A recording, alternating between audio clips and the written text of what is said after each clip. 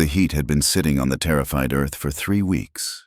A heavy, motionless weight that smelled of dry sage and dust ground fine as flour.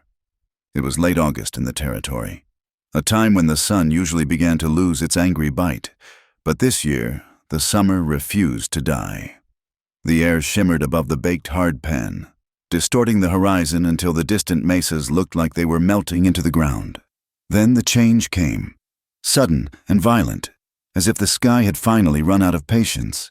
It started with an unnatural silence. The cicadas, which had been screaming in the cottonwoods since dawn, cut off all at once. The wind died. The heat spiked, sharp and suffocating, before the temperature plummeted 20 degrees in the span of a single hour. Luke Mercer felt the shift in his bones before he saw it in the clouds. He was riding point on a small herd of steers he had been paid to push toward the railhead, a detour that had taken him dangerously close to the canyon road.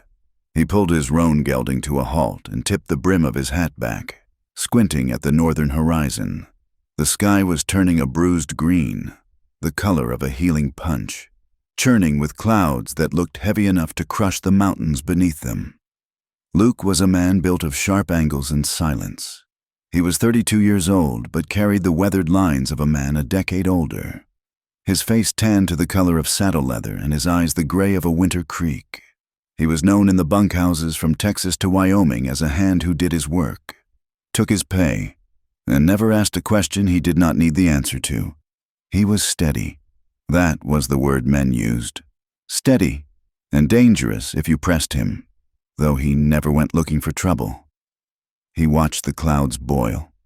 A crack of thunder split the air, a sound so loud it felt like the earth itself had snapped. Luke flinched.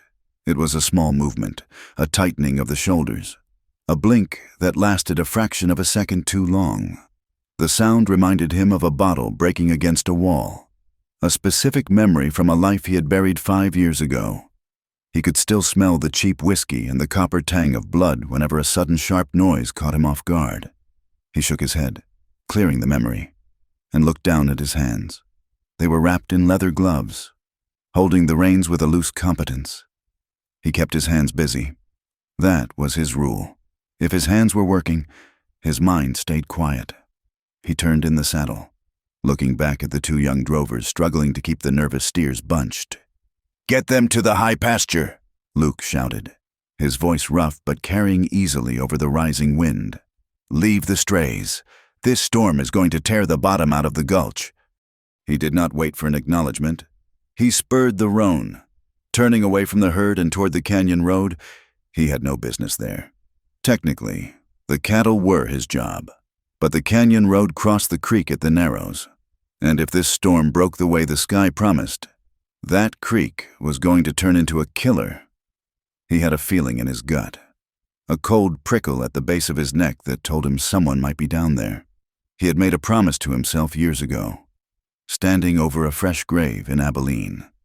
He would not be the man who looked away again. 5 miles to the west, the storm was already hammering the roof of the way station. The building was an ugly, squat structure of timber and adobe, clinging to the edge of the canyon like a stubborn barnacle. It had been a toll stop once, back when the mines were open, but now it was just a place for stages to change horses and for desperate travelers to pray the rain would stop. Inside, the air was thick with the smell of damp wool and old coffee. Mari Delgado stood on a chair, hammering a piece of canvas over a leaking section of the roof. She drove the nail home with 3 efficient strikes, her jaw set in a hard line. She was a woman of mixed heritage, with the dark eyes of her Mexican mother and the sharp, high cheekbones of her Irish father. She wore a man's work shirt, too large for her, the sleeves rolled down and buttoned tight at the wrists. She always kept her arms covered.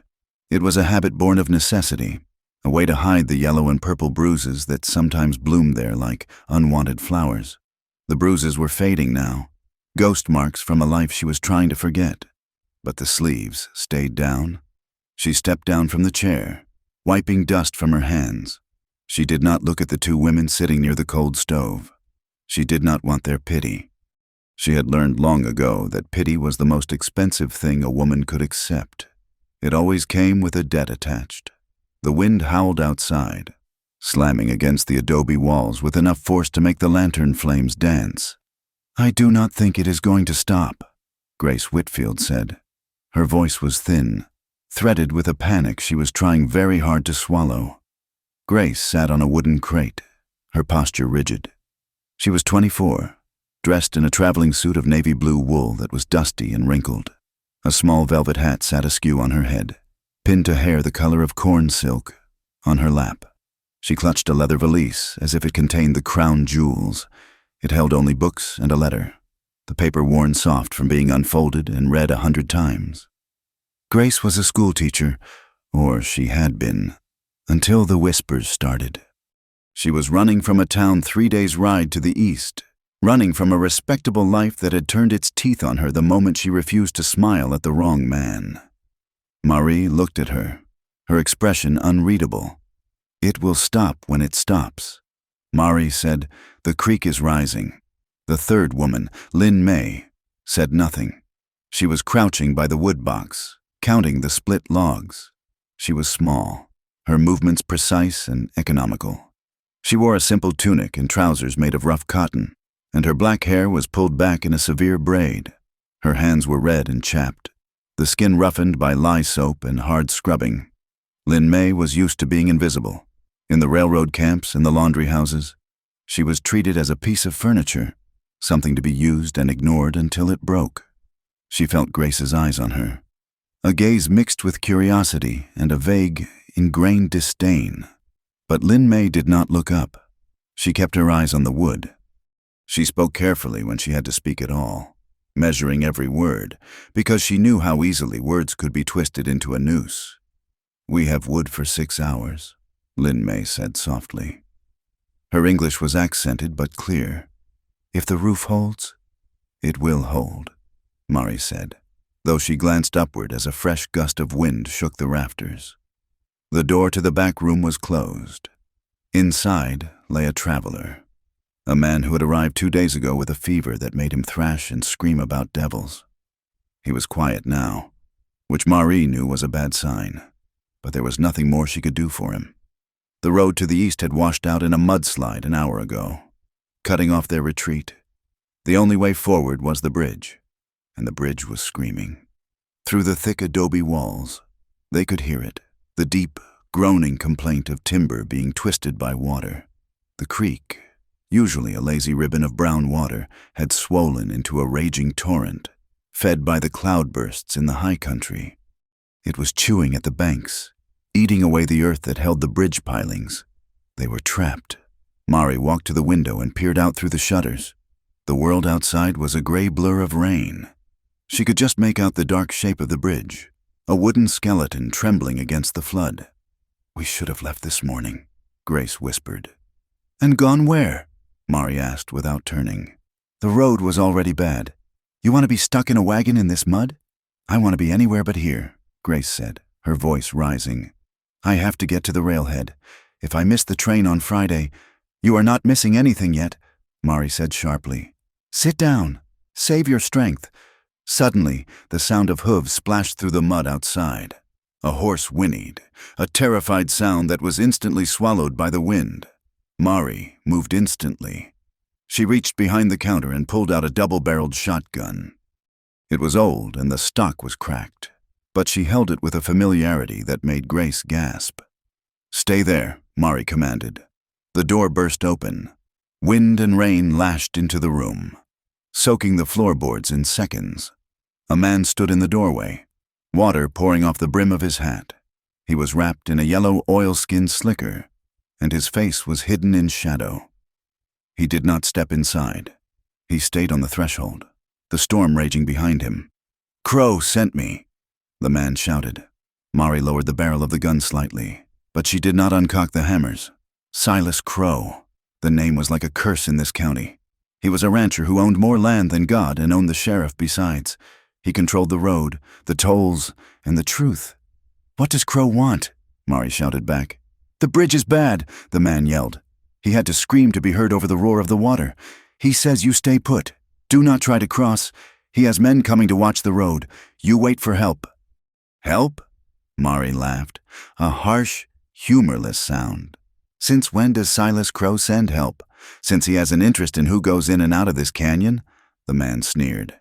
He looked past Mari, his eyes lingering on Grace's terrified face, and then sliding dismissively over Lin May. You stay put. If we catch you on the road, Crow will take it as an insult. And you know what happens then. He backed out, slamming the door against the wind. They heard him spur his horse, the hoofbeats fading instantly into the storm. Grace was shaking. Who is he? Why can we not leave? Because Silas Crow does not want witnesses, Mari said. She leaned the shotgun back against the counter, her hands trembling slightly. She hid them in her pockets. Travelers have been disappearing on this road, women, and Crow controls the only way out. Lin May stood up. Her face was pale, but her voice was steady. He said wait for help, but his voice, it did not sound like help. No, Mari said. It sounded like a cage closing. Outside, the storm shifted gears. The rain turned to hail, rattling against the walls like buckshot. The roar of the creek deepened, a chaotic churning sound that vibrated through the floorboards. Luke Mercer reached the crest of the ridge overlooking the creek just as the sun began to fail behind the storm clouds. The light was dying, turning the world into a landscape of gray shadows and black water. He pulled the roan up short. The horse danced sideways, fighting the bit, eyes rolling white in the gloom. Easy, Luke murmured, stroking the wet neck. Easy now. Below him, the creek had vanished. In its place was a monster. The water had risen 10 feet in 3 hours. It was a churning brown slurry of mud, uprooted trees, and dead cattle, moving with terrifying speed. It smashed against the canyon walls, carving out fresh scars in the rock. And there, in the center of the chaos, stood the bridge. It was a wooden truss bridge, built 20 years ago and neglected for 10. The water was already slapping at the deck planks. A massive cottonwood tree, its roots still tangled with earth, slammed into the center piling with a sound like a cannon shot. The whole structure shuddered. Luke looked across the torrent. On the far bank, barely visible through the sheets of rain, a single yellow light flickered. The way station. He knew who ran it. The widow Delgado. He had never spoken to her, but he had seen her in town once, buying flour with a look of defiance that dared anyone to cheat her. She was trapped, and if that light was burning, she wasn't alone. Luke looked back the way he had come. The trail behind him was safe. He could turn the roan around, ride back to the high ground, and wait the storm out under a tarp. It was the sensible thing to do. It was the survival thing to do. No one would blame him. No one would even know he had been here. He looked at the water again. It was black and thick, smelling of torn earth. It was death, plain and simple. But he heard the sound of the bottle breaking in his memory. He saw the face of the girl in Abilene he hadn't helped because he didn't want to get involved. He felt the weight of the silence he had carried for 5 years. He swore softly, a single harsh word lost to the wind. He dismounted, his boots sinking into the mud. He checked his cinch, pulling the leather strap tight until the roan grunted. He checked the bridle, making sure the bit was seated. He took his lariat and tied one end to the saddle horn, coiling the rest loosely in his hand. He wasn't going to look away. He mounted up. The roan balked, smelling the danger.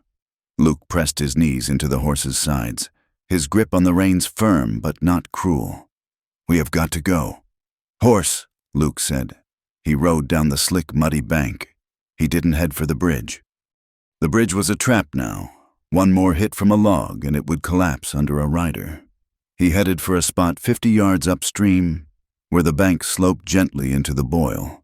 He had to judge the current. If he entered too high, he'd be smashed against the canyon wall. If he entered too low, he'd be swept into the bridge pilings and crushed. He waited for a break in the debris. A dead cow tumbled past, bloating and pale. Then a tangle of brush. Then a gap. Now! Luke drove the spurs in. The roan leapt forward, hitting the water with a massive splash. The cold hit Luke like a hammer. It wasn't just water. It was melted snow and hail, freezing and thick with silt. It soaked through his duster, his jeans, his boots. stealing his breath in a gasp. The horse went under, then surfaced, swimming hard. The current grabbed them instantly, spinning them downstream. The world became a chaotic blur of water and motion. Luke focused entirely on the horse's head. Keep his nose up. Nose. Keep him pointing across. Debris clawed at Luke's legs. A branch struck his thigh, tearing the denim and bruising the muscle. But he didn't feel the pain. He felt only the terrifying power of the river. It wanted to take them.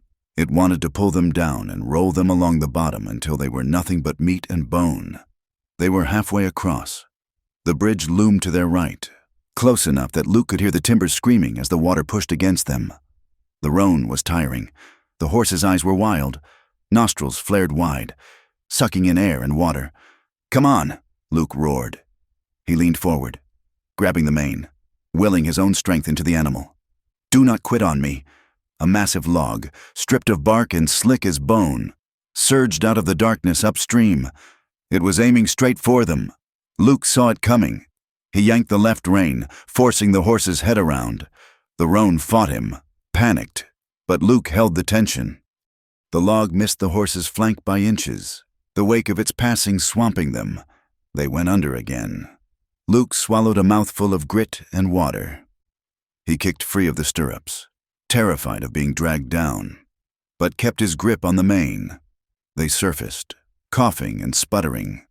The far bank was 20 feet away. It was steep and muddy, a wall of clay. The roan found footing on a submerged sandbar and lunged. The horse scrambled, hooves slipping on the slick mud. Luke grabbed a willow branch overhanging the water, the bark tearing his gloves, and used it to haul himself and the horse forward. With a final, heaving effort, the roan surged up the bank. Collapsing onto the wet grass at the top, Luke rolled out of the saddle and hit the ground hard. He lay there for a moment, face in the mud, gasping for air that felt too thin. His body was shaking so hard his teeth rattled. He rolled onto his back. The rain beat down on his face, washing away the mud. He was alive. He sat up, wiping water from his eyes. He looked toward the bridge. Luke crosses the flooded creek to reach the trapped women before the bridge is gone forever. Knowing he might not cross back, he stood up, his legs trembling. He grabbed the roan's reins and led the exhausted horse toward the light of the station. Inside the station, the women had gone silent. They had heard the splash, the shout, but dismissed it as the storm playing tricks. Then the door opened. Luke stood there, a drowned rat of a man. Water poured from his clothes, pooling on the floorboards. His hat was gone. His dark hair was plastered to his skull. There was blood on his cheek where a branch had whipped him, and his hands were raw. He looked at them, his chest heaving. Mari raised the shotgun. Her eyes narrowed. "Who are you?" Luke leaned against the doorframe, unable to stand straight. "Name is Mercer," he rasped. "Bridge is going." Grace let out a small sob and covered her mouth. "He came," she whispered. Someone came. Lin May stayed by the woodbox, her eyes dark and assessing. She looked at Luke's hands, then at his exhausted horse standing outside in the rain. She saw the lack of a badge, the lack of a gun in his hand. She saw a man who had nearly died to get here. "He is not one of Crow's men," Lin May said quietly. Luke stepped inside, closing the door against the wind. The simple action seemed to take the last of his strength. He stumbled, catching himself on a table. "I saw the light," Luke said, before Mari could answer. A sound ripped through the night, a sound louder than the thunder. Crack, crack, boom. It sounded like a tree snapping, magnified 100 times. Then came a terrible, tearing screech of wood being ripped apart, followed by a thunderous splash that shook the ground beneath the station. The women froze. Luke didn't turn around. He closed his eyes. "That is it," he said softly. Mari ran to the window. In the flashes of lightning, she saw the empty space where the bridge had been. The center span was gone, carried away into the dark. The toll road ended in a jagged tear of timber and nothingness.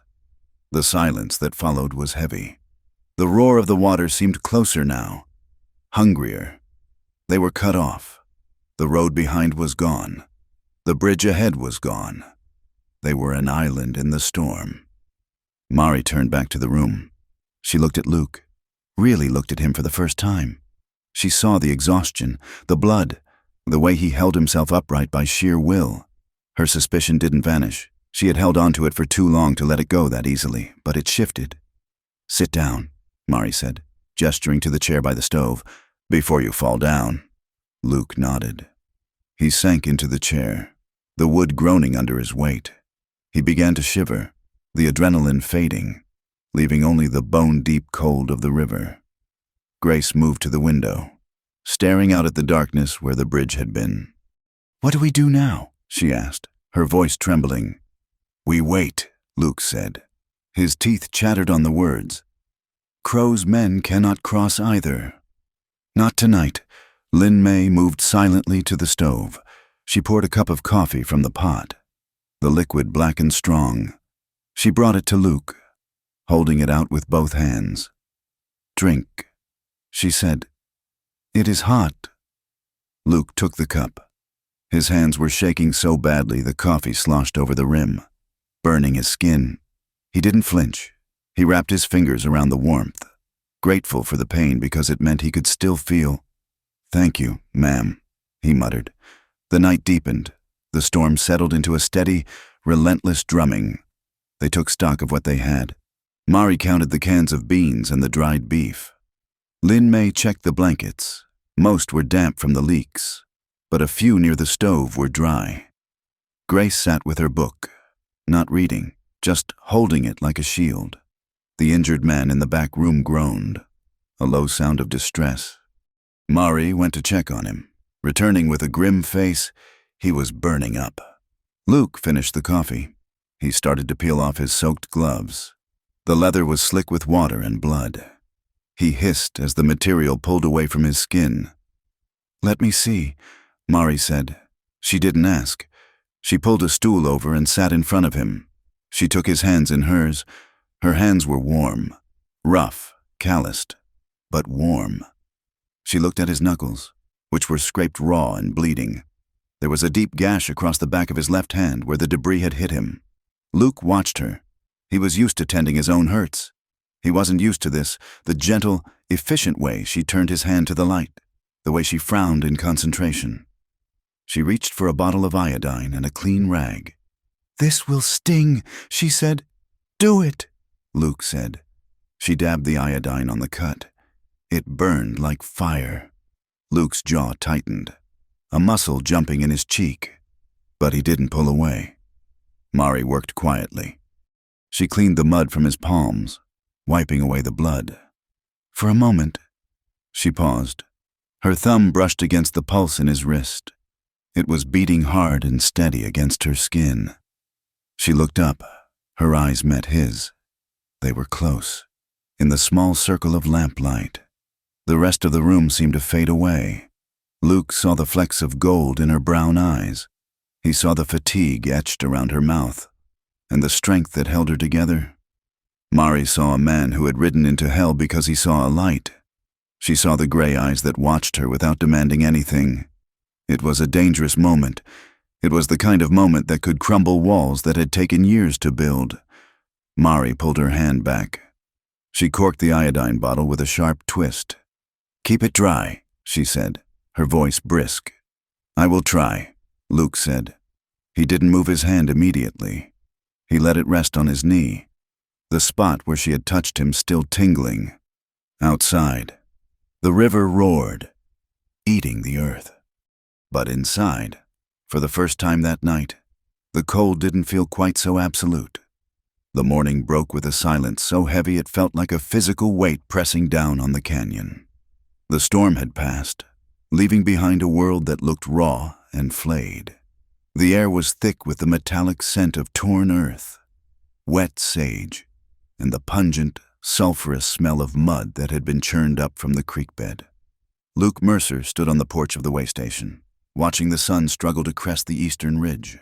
Below him, the creek was still swollen, a brown muscle of water flexing against the rocks, but the violence had dialed back from a roar to a deep, sullen grumble. The bridge was gone. Not just broken, but erased. The only proof it had ever existed was a jagged splinter of timber protruding from the mud on the far bank, looking like a broken bone sticking out of the earth. He held a cup of coffee in his hand, but he was not drinking it. He was watching the ground near the hitching rail. The mud there was a chaotic mess of hoofprints, washed smooth by the rain but still visible. But 5 yards away, in the shelter of a limestone overhang that had stayed dry, he saw something else, a cigarette stub, then another, and the faint, distinct impression of a boot heel that had shifted back and forth, waiting. Someone had been here. Not during the worst of it, perhaps, but certainly before the sun came up. They had sat in the dark, smoking, watching the station windows. Luke tipped the dregs of his coffee into the dirt. He felt the old familiar coldness settle in his gut. It was the feeling he used to get before a drive started, or before a fight broke out in a saloon. The tightening of the world until only the immediate threats remained. He turned and went back inside. The interior of the station was dim, lit only by the gray light leaking through the shutters. The air smelled of damp wool and sickness. The traveler in the back room, a man whose name they had never learned, had died in the quiet hours before dawn. His fever had burned him out like a candle.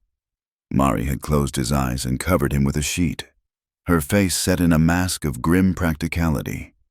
Now, the women were moving with the sluggish, shocked motions of survivors. Mari Delgado was at the stove, scraping the last of the cornmeal mush into a pan. She moved with a stiff precision, ignoring the exhaustion that painted purple shadows under her eyes. She wore her grief like she wore her long sleeves, buttoned up tight. Luke walked to the table where he had spread out a rough map drawn on the back of an old ledger page. "We cannot stay here," Luke said.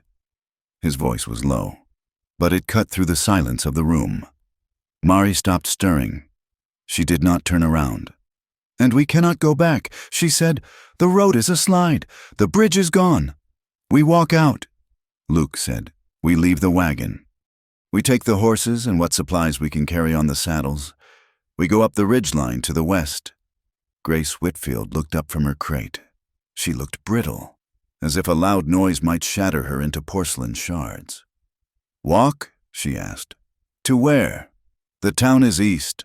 Town is not safe," Luke said. "It is safer than the wilderness," Grace argued, her voice rising.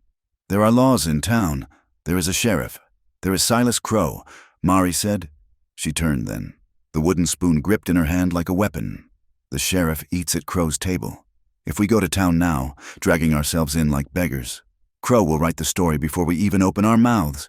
He will say we are looters. He will say we trespassed. Or worse," Luke added. He looked at the women. Grace, terrified and clinging to the rules of a civilization that was miles away. Lynn May, silent in the corner, packing dried beef into a sack with efficient, rough hands. And Mari, who looked like she was ready to fight the entire world, but was terrified of what would happen when she lost. Luke tapped the map. "There is an old line shack 2 days' ride north, along the high ridge. It is rough country, but it keeps us off the main road. From there, we circle wide to Falsely Creek. There was a judge who used to ride circuit there, Judge Halloway. If he is still alive, he is honest." "2 days?" Grace whispered. She looked down at her velvet shoes, which were already ruined by mud. Mari walked over to the table. She looked at the map, then at Luke. Her eyes were dark and hard. "You want to take us into the high country.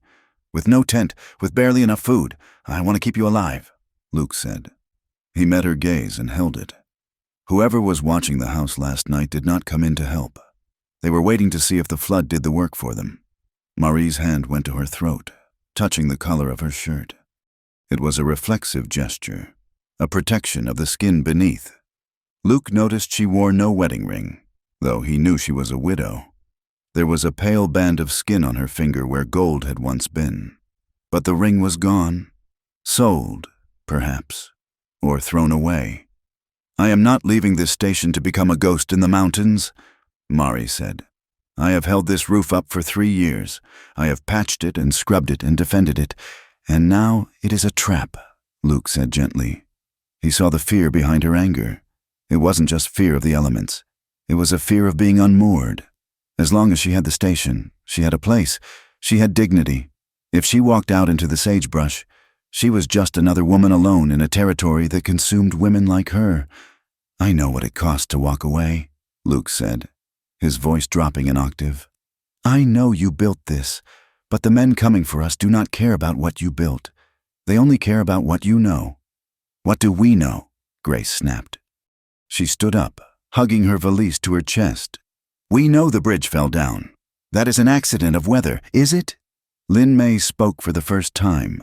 She stood up from the corner. She held up a piece of heavy hemp rope. It was the end of a tether line, used to secure the bridge beams to the anchors. The end was not frayed. It was clean. It was cut. Lin May said. She tossed the rope onto the table. It landed with a heavy, wet thump. The room went dead silent. Grace stared at the rope, her mouth opening and closing. "Why?" she breathed. "Because a bridge that falls takes the road with it," Luke said. "And if the road is closed, the only way through the valley is through Crow's private land.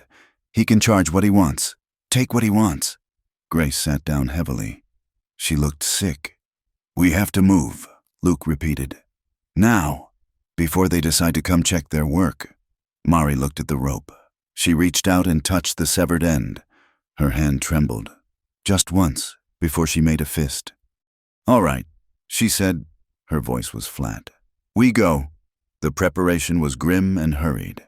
They had 2 horses, Luke's roan and an old mare that belonged to the station.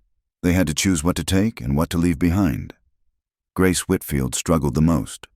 She had her valise open on the bench, staring at a stack of leather-bound books. "You cannot take them all," Mari said, hauling a sack of flour toward the door. "They are too heavy.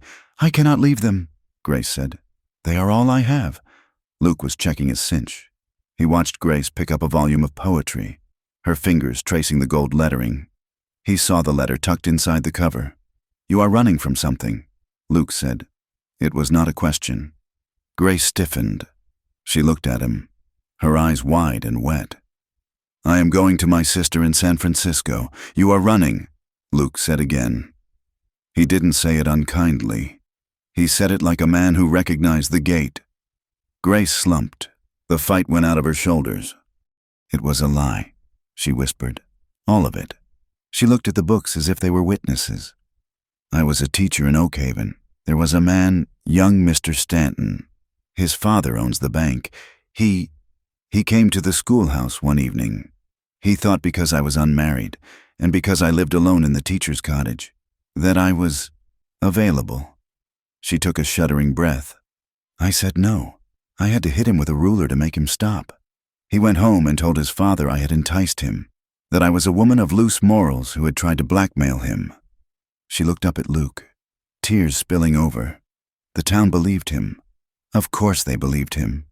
He is a Stanton. I was just the teacher from back east. They gave me one day to leave before the sheriff came to evict me. She touched the letter. My reference. The school board wrote a letter, recommending, "I seek employment elsewhere due to unsuitable character. It is a mark. I carry it because I am afraid to burn it." Luke looked at her. He saw the shame she carried, a shame that didn't belong to her but had been forced on her shoulders anyway. "Pack 2 books, Luke said. "Wrap them in the slicker. Leave the rest. Words weigh too much for where we are going." Grace nodded, wiping her face. She chose a Bible and a book of sonnets. She left the letter. On the other side of the room, Lin May was sewing a tear in the canvas saddlebag. She worked with a needle that moved like a silver flash. She didn't look at Grace, but her expression had softened. Luke walked over to her. "Can you ride?" he asked. "I can walk," Lin May said. "I walked from the coast to the mines. I can walk to a shack." She bit the thread and snapped it. She looked at the supplies she had packed. "It is not enough food," she said matter-of-factly. "We will be hungry by the 2nd day. Better hungry than dead." Luke said. Lin May looked at him. Her eyes were black and unyielding. "My husband died hungry." She said it was the first time she had mentioned him. "He worked on the rail line." Lin May continued. Her voice was devoid of self-pity. It was just a recitation of facts. There was a slide, rock and snow. He was buried for 2 days. When they dug him out, he was still breathing. His leg was crushed. The foreman said he was no use anymore. They would not waste medicine on a broken tool. She packed the needle away into a small cloth roll. He died 3 days later. The foreman charged me for the shovel they used to bury him. She looked up at Luke. Do not tell me about hunger. Cowboy, I know what authority does when no one is watching. Luke felt the weight of her stare. It was heavy, heavier than Grace's books. He nodded, a sharp dip of his chin. I am not the foreman. Luke said, No. Lynn May said, You are not. But the gun on your hip speaks the same language. Luke touched the Colt Peacemaker holstered at his side. He slept with it. He ate with it. It was a part of him. A heavy, cold limb. I use it to keep the wolves off, he said. Wolf is just a dog that got hungry. Lynn May said, She hoisted the saddlebag. I am ready.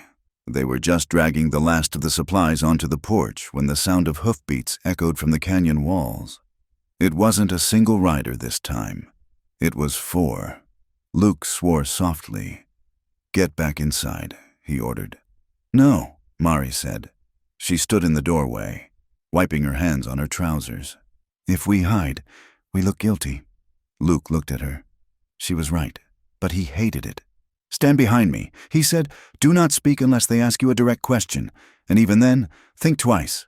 The riders emerged from the morning mist like apparitions.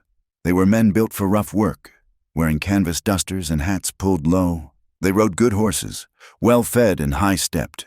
The leader was a man with a face like a hatchet, sharp nose, sharp chin, sharp eyes. He rode a big bay stallion. Luke recognized him. Jubal Early. He was Crow's foreman, a man who enjoyed his work a little too much. Jubal pulled his horse up 10 yards from the porch. The other 3 men fanned out, their hands resting casually near their waistbands. Morning, Jubal said. He didn't smile. His eyes flicked over Luke, dismissing him, then landed on Marie. Mr. Early, Marie said. Her voice was steady, but Luke saw her knuckles turn white where she gripped the doorframe. Heard you had some weather, Jubal said. Crow sent us down to check the bridge. It is gone, Luke said. Jubal's eyes snapped back to Luke. He looked him up and down, noting the worn gear, the way Luke stood with his weight balanced on the balls of his feet. I can see that. Friend, Jubal said. He spat a stream of tobacco juice into the mud. Who might you be? Name is Mercer. Passing through, passing through. Jubal repeated. Well, looks like you were stuck. He looked back at the women. He saw Lynn May standing by the stack of supplies. He sneered. A curling of the lip that exposed yellow teeth. See, you got the laundry girl working hard, Jubal said. That is good. Those people get lazy if you don't keep an eye on them. Lynn May did not flinch. She stared straight ahead, her face a mask of stone. And the schoolteacher? Jubal continued, nodding at Grace. Heard you had some trouble in town. Miss Shame, a pretty thing like you. Grace shrank back into the shadows of the doorway. Jubal turned his attention back to Mari. He leaned forward on his saddle horn. Boss is worried about you. Mari, he thinks a woman alone out here. It is not safe. He thinks maybe you should come back to the ranch. We can offer you protection. You can work off the rent you owe on this place. I do not owe rent, Mari said. We own the deed. Jubal laughed. It was a dry, rasping sound. Everyone owes something. Mari, you know that? He nudged his horse forward a few steps. The animal's hooves squelched in the mud. Tell you what, Jubal said. We will take the ladies back with us. Mercer, you can find your own way. We have got plenty of room in the bunkhouse. We will make sure they are comfortable. One of the other men chuckled. It was a low, ugly sound. Luke stepped forward. He didn't move fast. He moved with a deliberation that drew every eye. He stepped off the porch and into the mud, placing himself between the horses and the women. The ladies are traveling with me, Luke said. Jubal stopped smiling. He looked at Luke, measuring him. You surely do not want to take on that burden. Friend, 3 women? In this country? That is a lot of mouths to feed. I will manage. Luke said. Jubal's hand drifted toward his gun belt. It wasn't a draw. Not yet. It was a suggestion. Crow is not going to like that, Jubal said softly. He likes to know where his neighbors are. Tell Crow the bridge is down, Luke said. Tell him the road is closed. Tell him we are heading for the pass. He kept his hands loose at his sides. He didn't reach for his gun. He didn't have to. The way he stood, still as a post, eyes locked on Jubal's face, spoke louder than a threat. It said, I will die right here, but you will not leave this yard alive. The tension stretched tight as a bowstring. The air felt electric. One twitch, one wrong word, and the yard would turn into a slaughterhouse. Jubal stared at Luke. He saw the scars on Luke's hands. He saw the lack of fear. Jubal was a bully, and like all bullies, he preferred easy targets. He calculated the odds, 4 against 1, but this one looked like he would take 2 with him before he hit the ground. Jubal sat back in his saddle. He gathered his reins. Have it your way. Mercer, Jubal said, but the pass is a long walk, lots of holes to fall into. He looked at Mari one last time. We will be seeing you. Mari, boss will want a full report. Jubal wheeled his horse around. Let us go, boys. The 4 men rode out, splashing through the creek shallows and disappearing up the canyon trail. Luke watched them go until they were out of sight. Only then did he let out a long breath. He turned back to the porch. Mari was staring at him. Her expression was a chaotic mix of relief and fury. You provoked him, she said. Her voice shook. I stopped him, Luke corrected. You made him angry, Mari snapped. She came down the steps, getting in Luke's face. Do you know what they do when they are angry? They come back at night. They burn things. They were already going to burn you, Luke said quietly. He gestures to the cigarette stubs. They were watching you. Mari. They were waiting for daylight to come take what they wanted. Mari stopped. She looked at the ground where Luke pointed. She saw the evidence. I did not want to need you, she whispered. The words were bitter. I hate that I needed you to stand there. Luke looked at her. He saw the pride that was holding her together, brittle as old iron. You did not need me, Luke said. You needed a witness. Now grab the water skins. We are losing daylight. The climb out of the canyon was brutal. The sun, having shaken off the storm clouds, returned with a vengeance. It beat down on the rocks until the heat radiated upward in waves. They walked in a line. Luke led the roan, which carried the heaviest packs. Mari led the station mare. Grace and Lin May walked in the middle. The mud dried into a concrete hard crust that sucked at their boots. Within an hour, the hem of Grace's dress was heavy with clay. She stumbled often, but she did not complain. She seemed terrified to make a sound, as if Jubal Early were still just behind the nearest boulder. They followed a deer trail that wound up the spine of the ridge. It was narrow and steep, flanked by prickly pear cactus and sharp yucca. By noon, the conversation had died completely. There was only the sound of heavy breathing and the scramble of hooves on loose shale. Luke kept his eyes moving. He watched the skyline. He watched the back trail. He watched the women. He saw Lin May offer Grace a hand over a fallen log, her grip firm. He saw Grace whisper a thank you, her face streaked with dust and sweat. He saw Mari walking with her head down, placing her feet with a grim determination, refusing to look back at the station that was shrinking to a speck in the distance. They stopped to rest in the shade of a twisted juniper tree. The water in the canteens was already warm. Luke checked Grace's feet. She was wearing thin leather boots meant for a schoolroom floor. Take them off, Luke said. Grace hesitated, then unlaced them. Her heels were raw. The skin rubbed away to weeping red flesh. Luke opened a tin of salve from his saddlebag. He didn't ask. He smeared the grease on her heels and wrapped them in strips of cloth he tore from an old shirt. It will ruin your shirt, Grace said weakly. Shirt was already done for, Luke said. Keep your laces loose. He looked up and caught Mari watching him. Her look was complicated, wary but with a flicker of something else.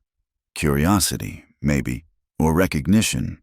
We need to make the ridge before dark, Luke said, standing up. The rattlesnakes come out onto the rocks to hold the heat when the sun goes down. Lin Mei stood up immediately. I do not like snakes, she said. Then walk in the middle, Luke said, and watch where you put your hands. They pushed on. The landscape grew harsher. The green of the canyon bottom gave way to the browns and grays of the high desert. It was a country of thorns and silence. As dusk began to settle, painting the sky in violent shades of violet and orange, they found a sheltered ravine. It was a narrow cut in the rock, protected from the wind and hidden from the valley floor below. We camp here, Luke said. No fire. We eat cold beans. They ate in silence, huddled in their blankets as the temperature dropped. The desert night was sudden and cold. After the meal, Grace and Lin Mei curled up together near the rock wall, seeking warmth. They were asleep within minutes, exhaustion pulling them under. Luke took the first watch. He sat near the mouth of the ravine, his rifle across his knees. He heard soft footsteps. Mari came to sit beside him. She wrapped her blanket tighter around her shoulders. You think they are coming, she said. I know they are coming, Luke said. Men like Jubal do not like to be told no. Mari looked out at the darkening landscape. I was married for 5 years, she said softly, to a man named Josiah. He was kind, mostly, but he drank, and when he drank, he got small, and when he got small, he wanted to make me smaller so he could feel big. She touched the scar on her arm through her sleeve. I learned to be quiet. I learned to hide the knives. I learned that if I stood very still, sometimes the storm would pass. She turned to look at Luke. You do not stand still. Mercer, you step into the storm. I ran for a long time, Luke said. His voice was rough. I had a life before the war, before the drives. I saw things I didn't stop. I walked away from people who needed me because I wanted to stay clean. He looked at his hands, shadowy in the starlight. You do not stay clean. Mari, you just get dirty in different ways. I am scared. Too. Scared of Crow. Scared of who I have to be to stop him, Luke said. I put that man away. The man who hurts people. I don't want to let him out. Mari shifted. She was close enough that he could smell the scent of her. Sweat and sage and dust. It was a real smell. A human smell. I'm scared of wanting you to let him out, Mari whispered. She leaned in, just an inch, because if you fight them, you might win. And if you win, if you help us, I might start thinking that good things can happen. And that is dangerous? Luke asked. Hope is the most dangerous thing there is, Mari said. She looked at his mouth. Luke looked at hers. The air between them seemed to thicken. It wasn't the frantic, desperate energy of the morning. It was a slow, heavy pull. Luke leaned forward. He hesitated, giving her the space to pull back. She didn't. He brushed his lips against hers. It was a tentative, dry press of skin. A question. Mari made a small sound in her throat. She leaned into him, her hand coming up to touch his jaw. Her fingers were cold, but her mouth was warm. For a second, just one heartbeat, the fear dissolved. There was only the contact, the shared heat in a cold world. Then Luke pulled back. He did it gently, but he pulled back. If I start this, he whispered, his voice straining. I cannot watch the trail. Mari nodded slowly. She lowered her hand. You are right, she said. Watch the trail. Luke? She pulled her blanket tighter and moved back to where the other women slept. She lay down, but she didn't close her eyes. Luke turned back to the dark. His heart was hammering against his ribs like a trapped bird. He gripped the rifle stock until his knuckles hurt. He watched the darkness for hours. Then, just as the moon began to slide behind the peaks, he saw it, far off, on the parallel ridge to the east. A silhouette broke the skyline. Then another, then two more.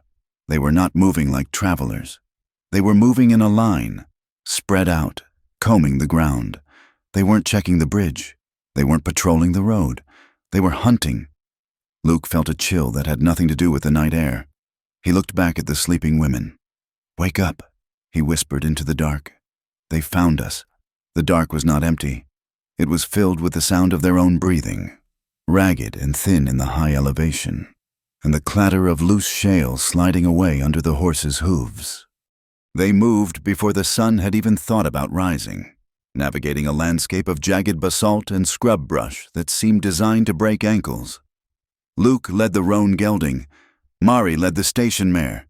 They walked because the terrain was too steep to ride, and the animals were already blowing hard, their sides heaving like bellows. The air up here was thin and cold, biting at their lungs. Grace stumbled, falling to her knees on a patch of sharp gravel. She made a small, wet sound of pain, but scrambled up before Luke could turn around. She did not want to be the reason they stopped. She did not want to be the weak link. "Keep moving," Luke whispered. His voice was barely a ghost of sound. "We need to crest the saddle before the light hits the peaks." They pushed on. The silence of the high country was oppressive. It was a listening silence, the kind that made the snap of a twig sound like a gunshot. Every time a lizard skittered over a rock, heads snapped around. Then disaster struck with the sudden, dumb cruelty of the frontier. The station mare, laden with the bulk of their food and blankets, placed a hoof on a shelf of rock that looked solid but was rotten underneath. The stone gave way. The mare's leg plunged into a crevice, and her momentum carried her forward. There was a sickening, wet snap that vibrated through the ground. The mare screamed. It was a terrible, high-pitched shriek that echoed off the canyon walls, announcing their location to God and everyone else within 5 miles. Luke was there in a second, grabbing the mare's halter, forcing her head down to stifle the noise. But the damage was done. The horse was thrashing, her front leg bent at a ruined angle. Bone showed white through the dark hair. Mari dropped the lead rope, her hands flying to her mouth. She stared at the animal she had fed and brushed for 3 years. Luke looked at the leg, then at Mari. His face was hard, set in lines of grim necessity. "She is done," Luke said. "No," Mari whispered. She stepped forward, reaching for the mare's neck. "We can splint it. We can—" "She is done. Mari," Luke said again. He didn't raise his voice, but the finality of it stopped her cold. "She cannot walk. We cannot drag her, and we cannot leave her here to starve or be eaten by wolves while she is still alive." He reached for the knife at his belt. He could not use his gun. The shot would carry too far. Grace turned away, burying her face in Lin May's shoulder. Lin May did not look away. She watched, her face pale but composed, as if she were cataloging this loss along with all the others. "Take what you can carry," Luke ordered. "We have 2 minutes." They stripped the saddlebags. They had to leave the heavy canvas tent. They had to leave the extra sack of flour. They had to leave the cast iron skillet. They took the jerky, the beans, the ammunition, and the water. Luke led the mare a few yards away, behind a cluster of boulders. He spoke to her softly and low. Then there was a brief struggle, a heavy thud, and silence. Luke returned, wiping his blade on his pant leg. He looked older than he had 10 minutes ago. "We ration the water starting now," he said. "Half a cup a day." They walked on, leaving the dead mare and half their hope behind them. The sun crested the ridge, illuminating the world in an unforgiving glare. They were exposed, tiny specks moving across a vast anvil of stone. The loss of the horse changed the rhythm of their escape. They were slower now, burdened by the weight of the packs they had to carry themselves. The physical strain peeled back the layers of their defenses, leaving their minds raw. As the morning wore on, the silence broke. Not with a noise, but with confession. They had stopped to rest in the sliver of shade cast by a sandstone overhang. Mari was rubbing her shoulder where the pack strap had cut into her skin. She looked out at the shimmering horizon, her eyes distant. "I know why you are afraid of them," Mari said.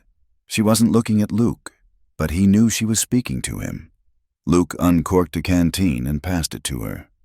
"Drink." She took a small sip and handed it back. "Jubal early," she said. "He came to the station 6 months ago, before the rains. He had 2 men with him. They did not want food. They wanted to be entertained." Grace looked up from her book, her eyes wide. "They locked me in the storeroom," Mari said, Her voice was flat, devoid of the trembling that should have been there. "They drank my whiskey. They broke the jars of peaches I had put up for winter. And then they told me that if I made a sound, if I screamed, they would burn the roof down over my head." She looked at her hands. "I did not scream. I let them take the whiskey. I let them put their hands on me to search for money they knew I did not have. I stood there, and I looked at the wall, and I made myself stone. Because I knew that if I fought, I would be dead, and the station would be ash." She looked at Luke then, her eyes fierce and wet. "That is what shame is. Mercer, it is not what they do to you. It is the silence you keep afterward so you can survive. It is braiding the rage together with the fear until you cannot tell them apart." Grace closed her book. She set it down on the dirt. "I went to the sheriff," Grace said softly. Her voice was thin, like paper. "After the Stanton boy lied about me, I went to the sheriff's office. I wore my best dress. I thought the law was a real thing, like gravity." She laughed, a bitter, brittle sound. "The sheriff did not even write it down. He leaned back in his chair and asked me what I had done to give the boy the wrong idea. He asked if I had worn my hair loose. He asked if I had smiled too much. And then he laughed. He told me I should be flattered a Stanton noticed me at all." She picked up a small stone and threw it hard against the canyon wall. "I have nightmares," she whispered. "Not of the boy, but of the laughter. Of standing in that room, telling the truth, and being looked at like I was a liar. Lynn May was checking the stitching on her boots. She didn't stop working, but she spoke. In the camp, she said, if a worker died, they sent a letter to San Francisco asking for another one. Just a number on a paper. One falls, another comes. We are disposable." She looked at Grace. "You think the law failed you because you are a woman. It failed you because you are not them. I learned this when I came off the boat. You endure. You keep your head down. You work until your hands bleed. But you never, ever expect them to care. Endurance is the only revenge we get, but it costs. It eats you from the inside until you are hollow." Luke listened to them. He felt a heaviness in his chest that had nothing to do with the altitude. He wanted to promise them justice. He wanted to tell them that he would ride into town and make it right. But he knew the West. He knew that justice here was often just a word people used to justify a hanging. "I want to stop him," Luke said. He was looking at the horizon, searching for dust. "But I do not want to lead you into a massacre. If we fight Crow, we have to win, because if we lose, there is no jail cell waiting. There is just a rope and a tree." He stood up, slinging his rifle over his shoulder. "And I am terrified that I am leading you into a trap I cannot shoot our way out of." They moved on. By mid-afternoon, the heat was a physical hammer. They found the traveler in a dry wash about 3 miles from the summit. He was a prospector, or had been. He was sitting against a rock, his legs swollen to the size of a log, black with gangrene. He had been there for days. His eyes were glazed, buzzing with flies he was too weak to swat away. He looked at them without recognition. Water. He croaked. Luke knelt beside him. He lifted the canteen to the man's cracked lips. The man drank greedily, water spilling down his dusty beard. "Thank you," the man whispered. "Help me up." Luke looked at the leg. He looked at the man's eyes, which were already seeing the other side. "We cannot move you, friend," Luke said gently. The man gripped Luke's wrist with surprising strength. "Do not leave me. The coyotes. They come close at night." Luke looked back at the women. They were exhausted, their own supplies critically low. Carrying a dying man was impossible. Staying with him meant waiting for him to die, which could take hours or days. And the dust cloud on the horizon was getting closer. The wilderness was indifferent. It did not care about mercy. Mercy was a luxury that cost time they did not have. "We can leave you water," Luke said. "And a gun." The man stared at him. Then he nodded slowly. He understood. Luke left a canteen and a small pistol with 2 rounds in it. He placed them in the man's lap. "Go," the man said. They walked away. They didn't look back. 10 minutes later, a single shot echoed through the canyon. No one spoke. They just kept walking, the sound driving them faster. They made the ridge line an hour before sunset. Luke crawled to the edge and looked back. Crow's riders were closer. He could count 6 of them now. They were moving efficiently, tracking the prints the group had left. They would be at the wash in an hour. "We have to lose them," Luke said. He led the women into a field of loose scree, sharp, broken rocks that held no footprints. It was treacherous walking. Every step threatened to twist an ankle. They moved laterally, cutting across the face of the mountain, aiming for a cluster of pines that marked the timberline. Luke stayed at the rear, using a branch of sagebrush to sweep away the few disturbances they made. It was a desperate, meticulous game of hide and seek. They reached the timberline as the sun vanished. The darkness under the trees was absolute. The line shack was half a mile further, tucked into a fold of the mountain where the wind howled like a banshee. It was barely a building. It was a lean-to of rotting logs and sod, abandoned by a shepherd years ago. The door was hanging by one hinge. Inside, it smelled of rat droppings and ancient dust. The stove was rusted through. Useless, but it had 3 walls and a roof. They collapsed inside. There was no energy left for talking. They huddled together in the corner, wrapping themselves in the few blankets they had. Mari sat apart, near the broken door. She was staring at the floor. Luke walked over to her. He sat down, his back against the logs. "Mari?" he said. She didn't answer at first. Then, her shoulders began to shake. It started as a tremor and grew into a shuddering sob that she tried to stifle with her hands. "It is not enough," she gasped. She looked up at him, her face streaked with dirt and tears. "We are just running. We are eating dust and leaving people to die and sleeping in rat holes. And for what? No one is coming. Luke, no one is coming to save us." She hit her fist against her thigh. "I built a life. I had a roof. I had a stove that worked. And now I am here, shivering in the dirt. And I am so tired of being strong. I am so tired of holding it all up." Luke didn't tell her it would be all right. He didn't offer false hope. He reached out and took her hand. "You do not have to hold it up right now," he said. "Put it down. Mari, let it fall." She looked at him, surprised by the permission. She crumbled. She leaned into him, burying her face in his coat. She cried the way a person cries when they have reached the absolute end of their endurance. Deep, wrenching sobs that shook her whole body. Luke held her. He wrapped his arm around her shoulders and just held on. He let her be broken. He let her be human. He didn't try to fix it. He just offered himself as a post to lean on. Slowly, the sobbing subsided. The wind whistled through the gaps in the logs. Grace and Lin May were asleep in the far corner, exhausted.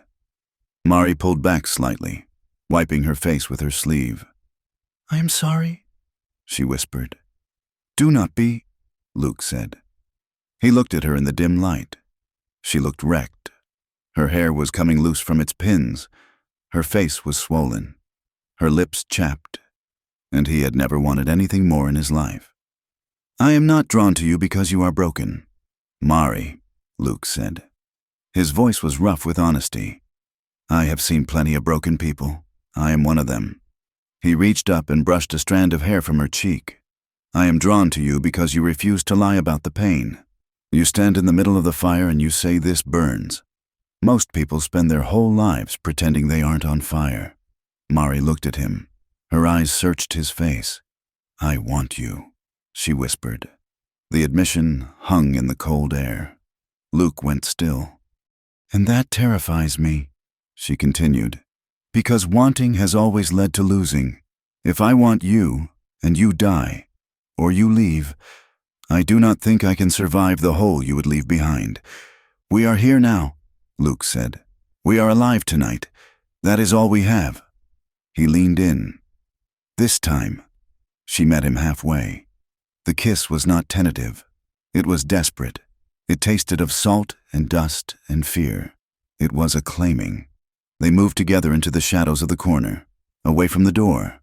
They wrapped themselves in a shared blanket, creating a small, warm world in the middle of the freezing night. There were no flowery words. There was only the sound of whispered names and the friction of skin against skin. Hands that had been clenched into fists all day finally opened. Luke touched the scars on her arm with a reverence that made her shiver. Mari traced the line of his jaw, grounding herself in the reality of his presence. It was an act of defiance against the cold, against Crow, against the death waiting in the canyon. It was the relief of being wanted not for what you could do, or what you could endure, but simply for who you were. When they finally slept, limbs tangled together, it felt like both a victory and a surrender. The morning brought no mercy, only a pale, watery light and the need to move. They woke stiff and sore. The intimacy of the night before hung between Luke and Marie, a softness in their eyes, a lingering touch as they packed the gear, but the danger was still waiting outside. "We circle east," Luke said. "There is a settlement called Black Creek. It is a mining camp, but there is a store. We need food." They walked for 6 hours, descending from the high country into a valley scarred by hydraulic mining. The earth here looked chewed up, raw red clay exposed like flesh. Black Creek was a collection of tents and shacks clustered around a muddy main street. It smelled of sulfur and unwashed men. They walked into town, a ragged parade. Luke walked point, his hand near his gun. Mari, Grace, and Lin May followed, heads high but eyes wary. They expected curiosity. They expected suspicion. But they were not prepared for the wall of hostility that met them. They went to the mercantile first. The shopkeeper, a man with a stained apron and eyes like flint, watched them enter. "We need beans, flour, and coffee," Luke said. He placed a gold coin on the counter, his last one. The shopkeeper looked at the coin, then at the women. "We are out of stock," the man said. Luke looked at the shelves behind him. They were full. "I see beans right there," Luke said. "Reserved." The man said, "For regular customers." He looked at Lin May. "We do not serve her kind here anyway. Bad for business." Lin May stiffened, but she said nothing. She was used to this. The man looked at Grace. "And we do not serve women who run off from their debts. Word travels. Miss—" Grace gasped. "How do you know?" "Ryder came through this morning," the shopkeeper said. "Said to watch out for a group of thieves. Said a cowboy had kidnapped 3 women and was dragging them to the border." He looked at Luke with open contempt. "You are the kidnapper." "I reckon—" Luke's hand twitched toward his gun. The injustice of it burned in his throat like bile. He wasn't a hero here. He was a villain, and these people, these decent folks, were happy to believe the lie because it was exciting. "I am not a kidnapper," Luke said through gritted teeth. "These women are free. Does not look like it to me." A voice came from the doorway. 3 men stood there, miners, by the look of them, rough, dirty, and bored. They were looking at Mari with eyes that made Luke want to kill. "Looks like you are hoarding the goods, Cowboy," one of the miners leered. Luke stepped between the men and the women. "We are leaving," he said. He grabbed the coin from the counter. He ushered the women out, backing through the door. They walked down the street, feeling the eyes of the town on them. Women pulled their children close as they passed. Men spat in the dirt. "Whore," someone whispered as Mari passed. She didn't look. She kept walking, her chin up. But Luke saw the flinch. They reached the edge of town, near the livery stable. A piece of paper was nailed to a post. It was a wanted poster, not for a bandit, but for information. Information wanted. It read, "Regarding the death of Sarah Miller. Last seen on the Canyon Road." Grace stopped. She stared at the name. Sarah Miller. She whispered, "That was the girl before me.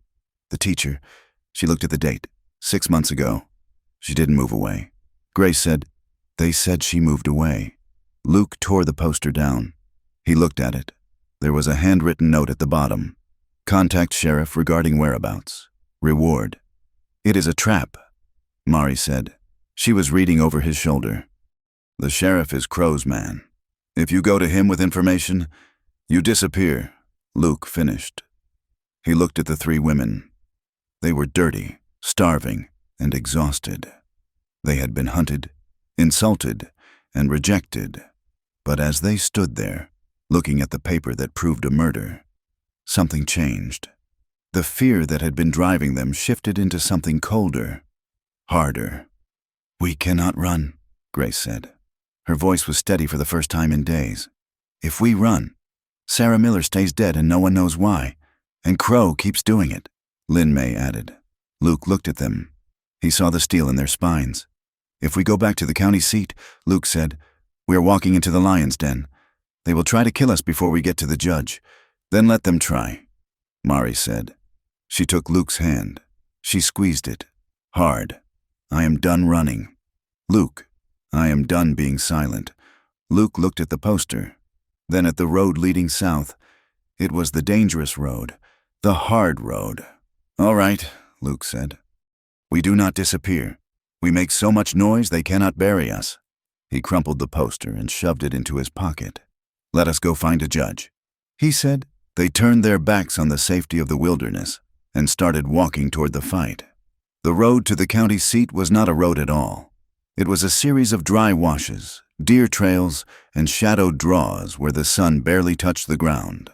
They moved like ghosts, or fugitives, which in the eyes of the law were becoming the same thing. For 3 days, they traveled under a strain that felt like a wire pulled tight across their chests. Every hawk circling in the thermal updrafts looked like a scout. Every shift of wind that rattled the sagebrush sounded like a horse's bit jingling. They slept in shifts, never lighting a fire, eating cold beans and hardtack that tasted of dust and despair. Luke Mercer rode point, his eyes constantly scanning the horizon line. He was looking for the telltale silhouettes of riders, but he was also looking for something else, a reason to believe they were not walking into a grave.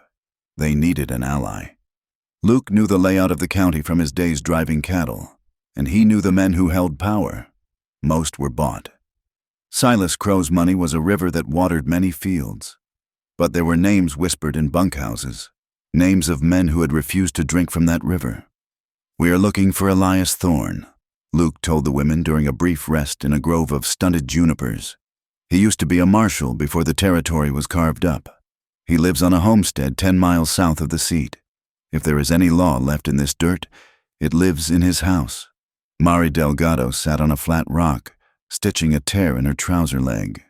She did not look up. And if he is not the man you remember, then we keep moving, Luke said. But they all knew they could not keep moving forever. They were running out of food, running out of strength, and running out of time. They were not just fleeing anymore. They were building a weapon. That evening, huddled in a depression in the earth that hid them from the road, they took stock of what they carried. It was a meager arsenal, made of paper and memory. Mari reached into the lining of her heavy coat. She had ripped the seam open with a pocket knife. From the wool padding, she pulled out a small, black book. It was a ledger, its pages warped by dampness, but the ink still black and damning. I kept 2 books, Mari said, smoothing the cover with a hand that trembled slightly. One for the tax man, and one for the truth. This shows every toll Crow's men collected. It shows the extra fees they charged women to pass safely. It shows the payments made to the sheriff for road security that never happened. She opened to a page near the back. And here, this is where the entries stop for 3 days. The days Sarah Miller went missing. Grace Whitfield reached into her valise. She pulled out the Bible she had saved, and from between the pages of Lamentations, she slid a folded letter. It was written on expensive stationery, the kind used by bankers. It is from the elder Mr. Stanton, Grace said. Her voice was steady, though her face was pale in the twilight. He wrote it to me after I refused his son. He said that if I did not leave town quietly, he would ensure I never taught in this territory again. He said that a woman's reputation is a glass vase, easy to break and impossible to fix. She looked at Luke. It proves malice. It proves they destroy anyone who says no to them. Lin May sat with her arms wrapped around her knees. She had no paper. She had no ledger. I have names, Lin May said softly. At the rail camp, the foreman kept a list of the men who died. He called it the waste log. When Crow's men came to take the timber for the bridge repairs, timber meant for the workers' housing. The foreman gave it to them. My husband tried to speak. He said the winter was coming. Lin May's eyes were dry and hard as obsidian. Crow's man, the one with the silver tooth. He pistol-whipped him. He said a Chinaman does not need a roof. He needs a grave. I remember the date. I remember the face. I remember where they dumped the timber they did not use, just to show they could take it. Luke looked at them. 3 women, battered by the elements, holding the pieces of a puzzle that revealed a rot deep in the heart of the county. It is enough, Luke said. If we can get a judge to look at it. If we can get a judge to listen before he looks at the wanted posters. But the journey to find a judge meant crossing through civilization, and civilization was proving to be crueler than the wilderness. The next day, they were forced to stop at a small trading post near the crossroads. They needed water, and the horses were stumbling from dehydration. The post was a rough affair, a sod building with a corral out back. A few men loitered on the porch, passing a bottle of whiskey between them. They went quiet when the group approached. Luke kept his hand near his hip, his gait slow and deliberate. "Stay close," he murmured to the women. He tied the horses to the rail. He could feel the eyes on them. It was a physical sensation, like ants crawling on his skin. The women walked toward the water trough to fill the canteens. Mari kept her head high, staring straight ahead. Grace looked at the ground. Lin May walked with a blank face, a shield she had forged over years of survival. One of the men on the porch, a thick-necked drifter with a week of beard growth, stood up. He walked to the edge of the porch, putting himself between the women and the trough. He looked at Lin May. He cleared his throat with a loud, wet rasp and spat. A glob of brown tobacco juice landed on the toe of Lin May's boot. "Oops," the man said. He grinned at his friends. "Did not see you there.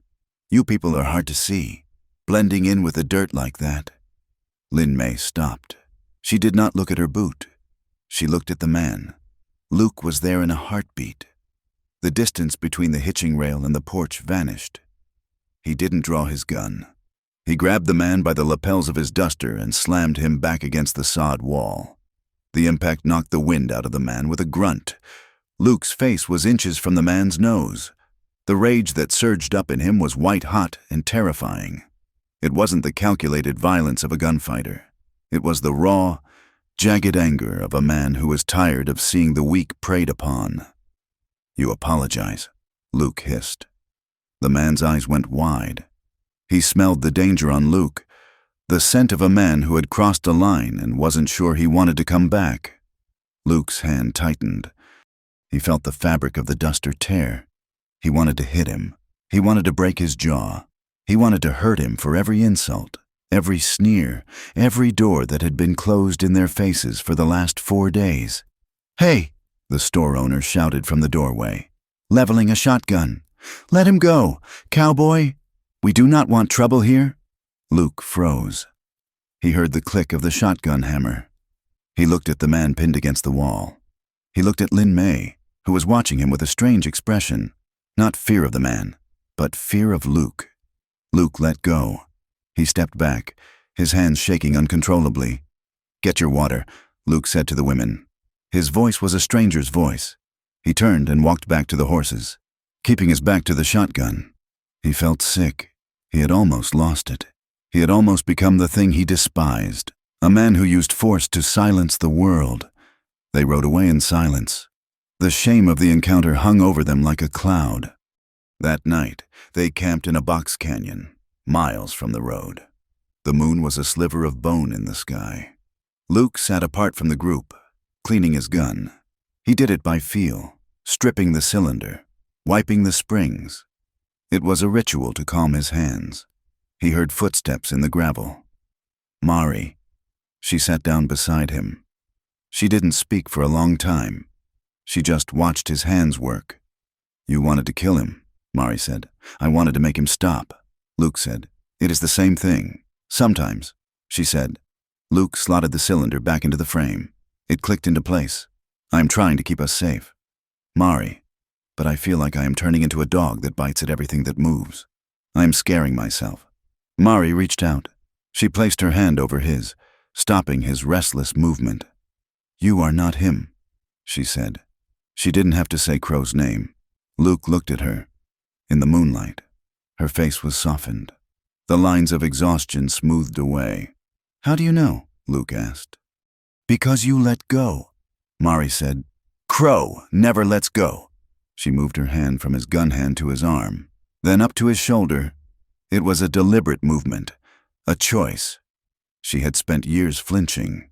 She had spent years making herself small, hiding her body under layers of fabric and silence. But tonight, she was not hiding. I do not want to talk about them, Mari whispered. I do not want to talk about the ledger, or the road, or the men who hate us. What do you want? Luke asked. His voice was rough. I want to feel like I am a person, Mari said. Not a victim, not a witness, just a woman. She leaned forward. She pressed her forehead against his. Luke stopped breathing.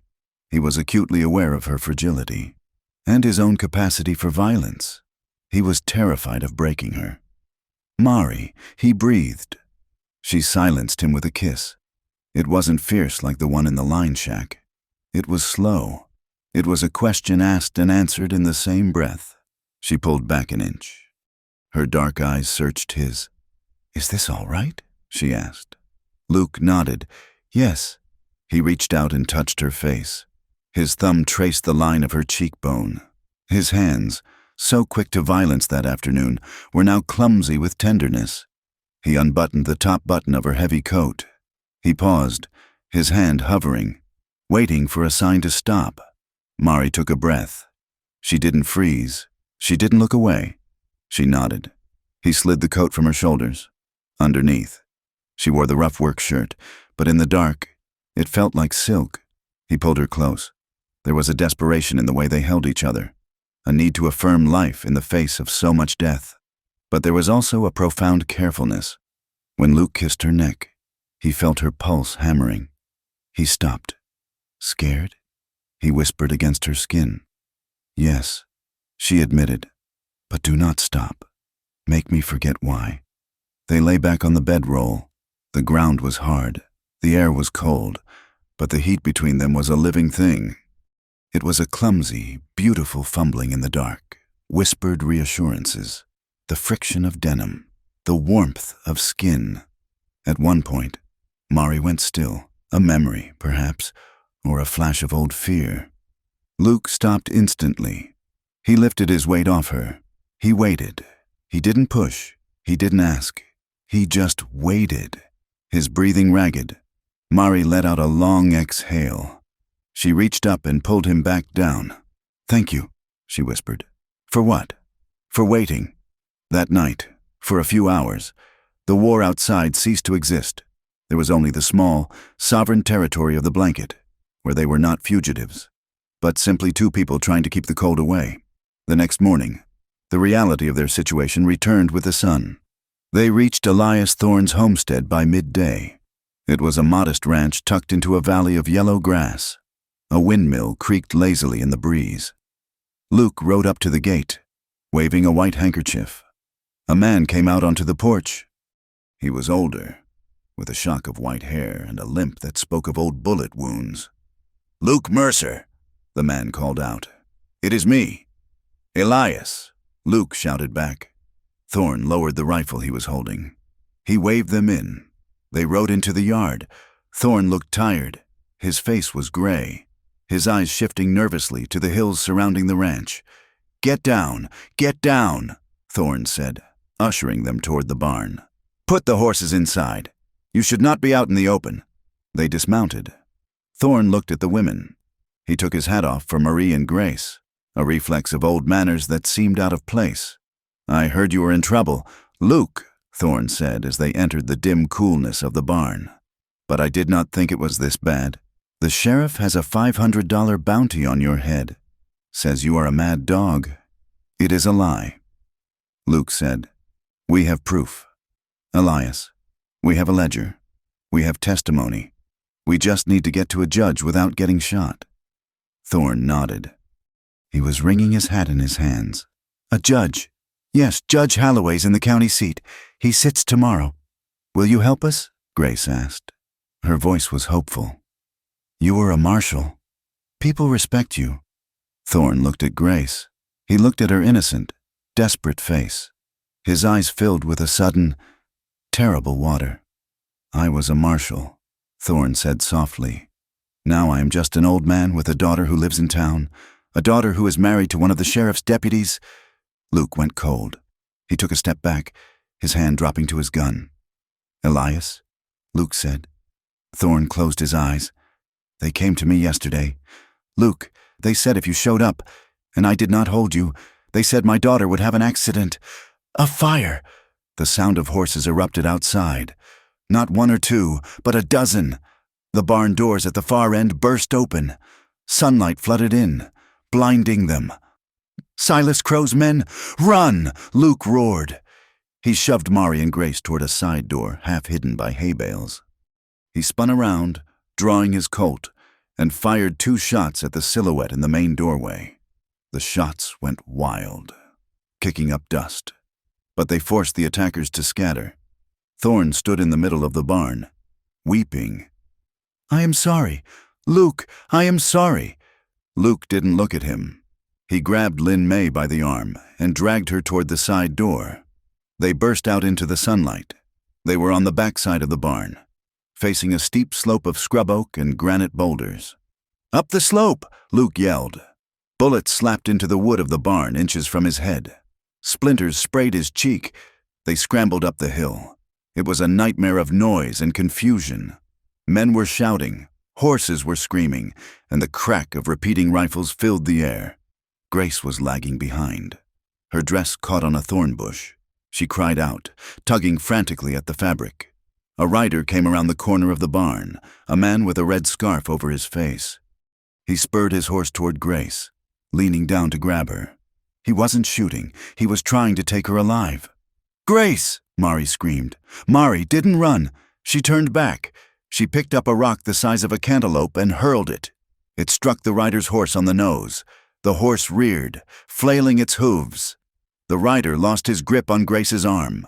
Luke spun around. He leveled his peacemaker. He took a breath. Finding the stillness in the center of the chaos, he fired. The rider's hat flew off. The man yelped, clutching his ear, and wheeled his horse around, retreating behind the barn. Move! Luke screamed. He grabbed Grace by the waist and practically threw her up the next ledge of rock. Lynn May was there, pulling her up. Mari was shoving from behind. They scrambled into the dense cover of the scrub oak. The horses couldn't follow them there. They ran until their lungs burned like fire. They didn't stop until they were 2 miles away, hidden in a cleft of rock high above the valley floor. They collapsed, gasping for air. Grace was shaking so hard her teeth clattered. Her sleeve was torn, her arm bleeding from the rider's grip. Mari crawled over to her. She wrapped her arms around Grace. I have you, she said fiercely. I have you. Grace looked at Mari. She looked at Lynn May, who was watching the back trail with a rock in her hand. She looked at Luke, who was reloading his gun with bloody fingers. You came back, Grace whispered. You could have run. We do not leave family behind, Mari said. The word hung in the air, heavy and absolute. They weren't strangers anymore. The storm, the hunger, and now the violence had forged them into something singular. They were a family of outcasts.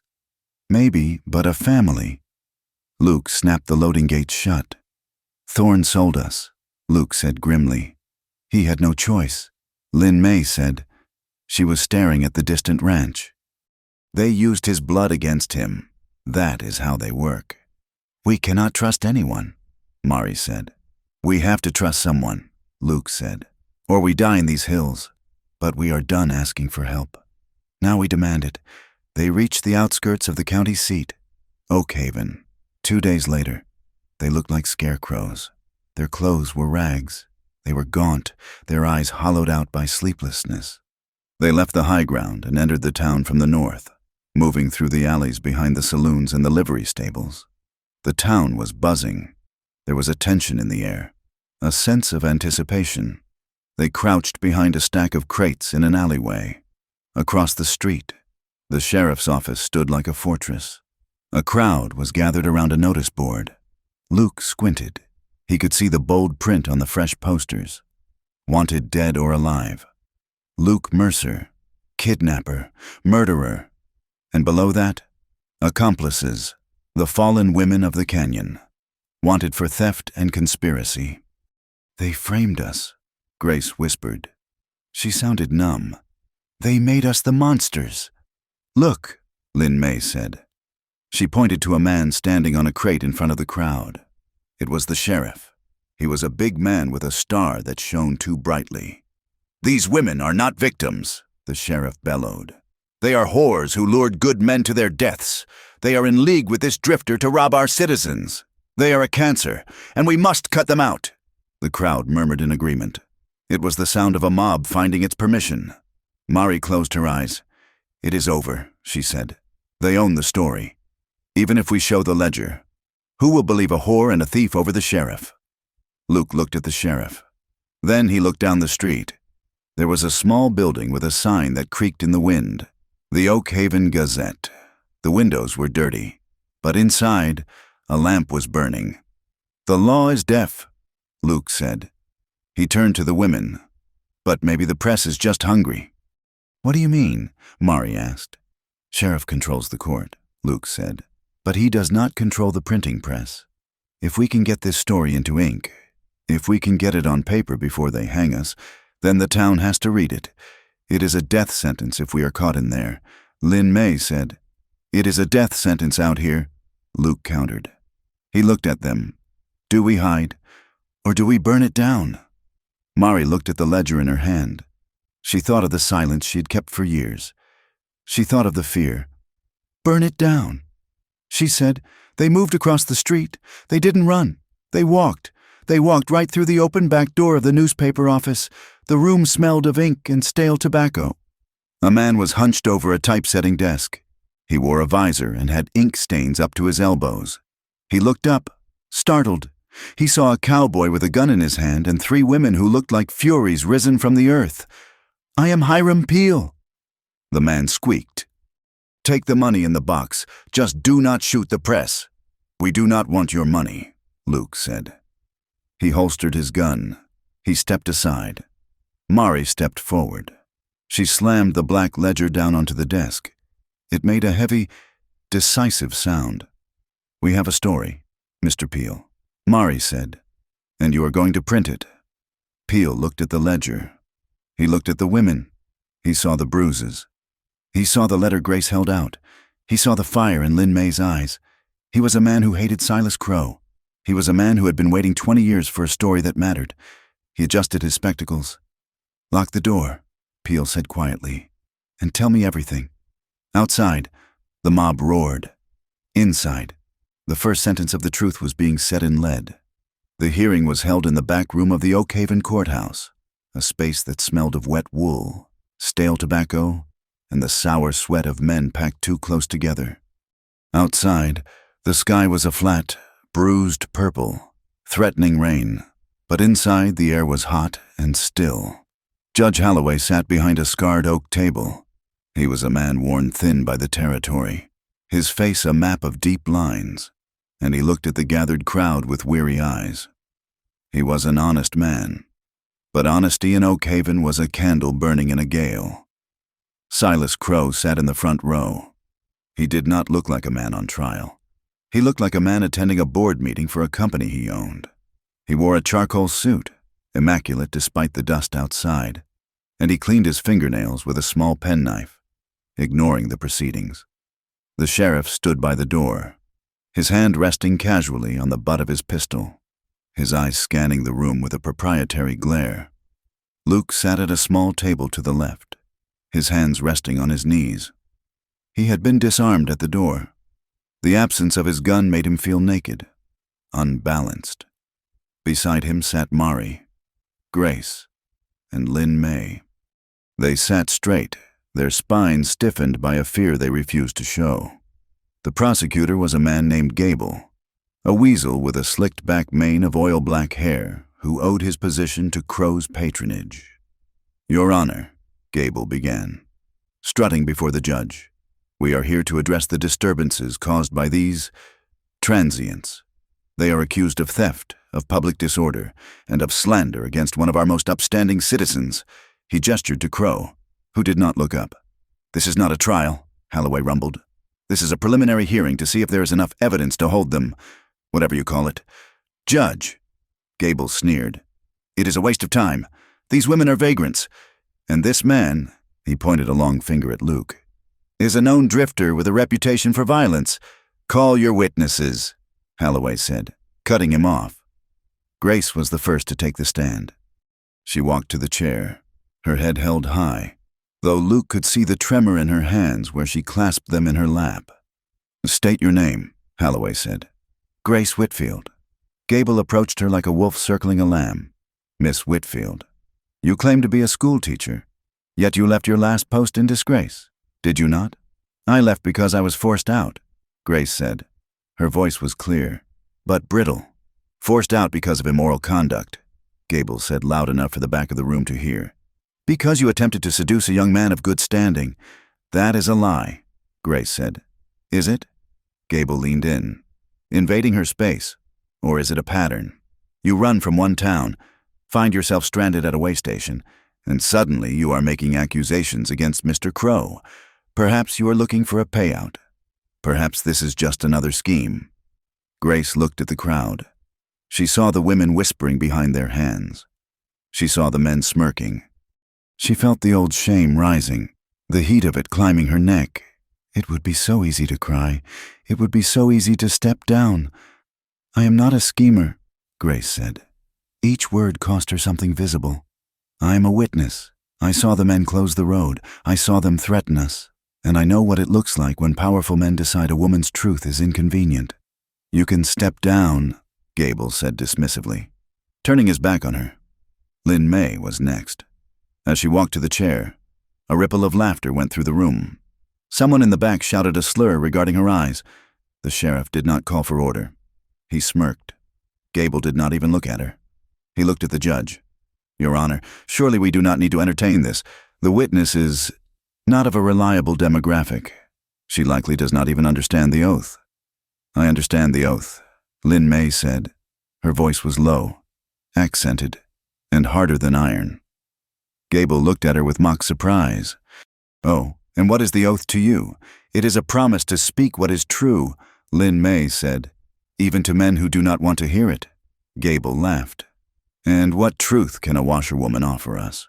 I worked the rail camp, Lynn May said. She looked directly at Crow.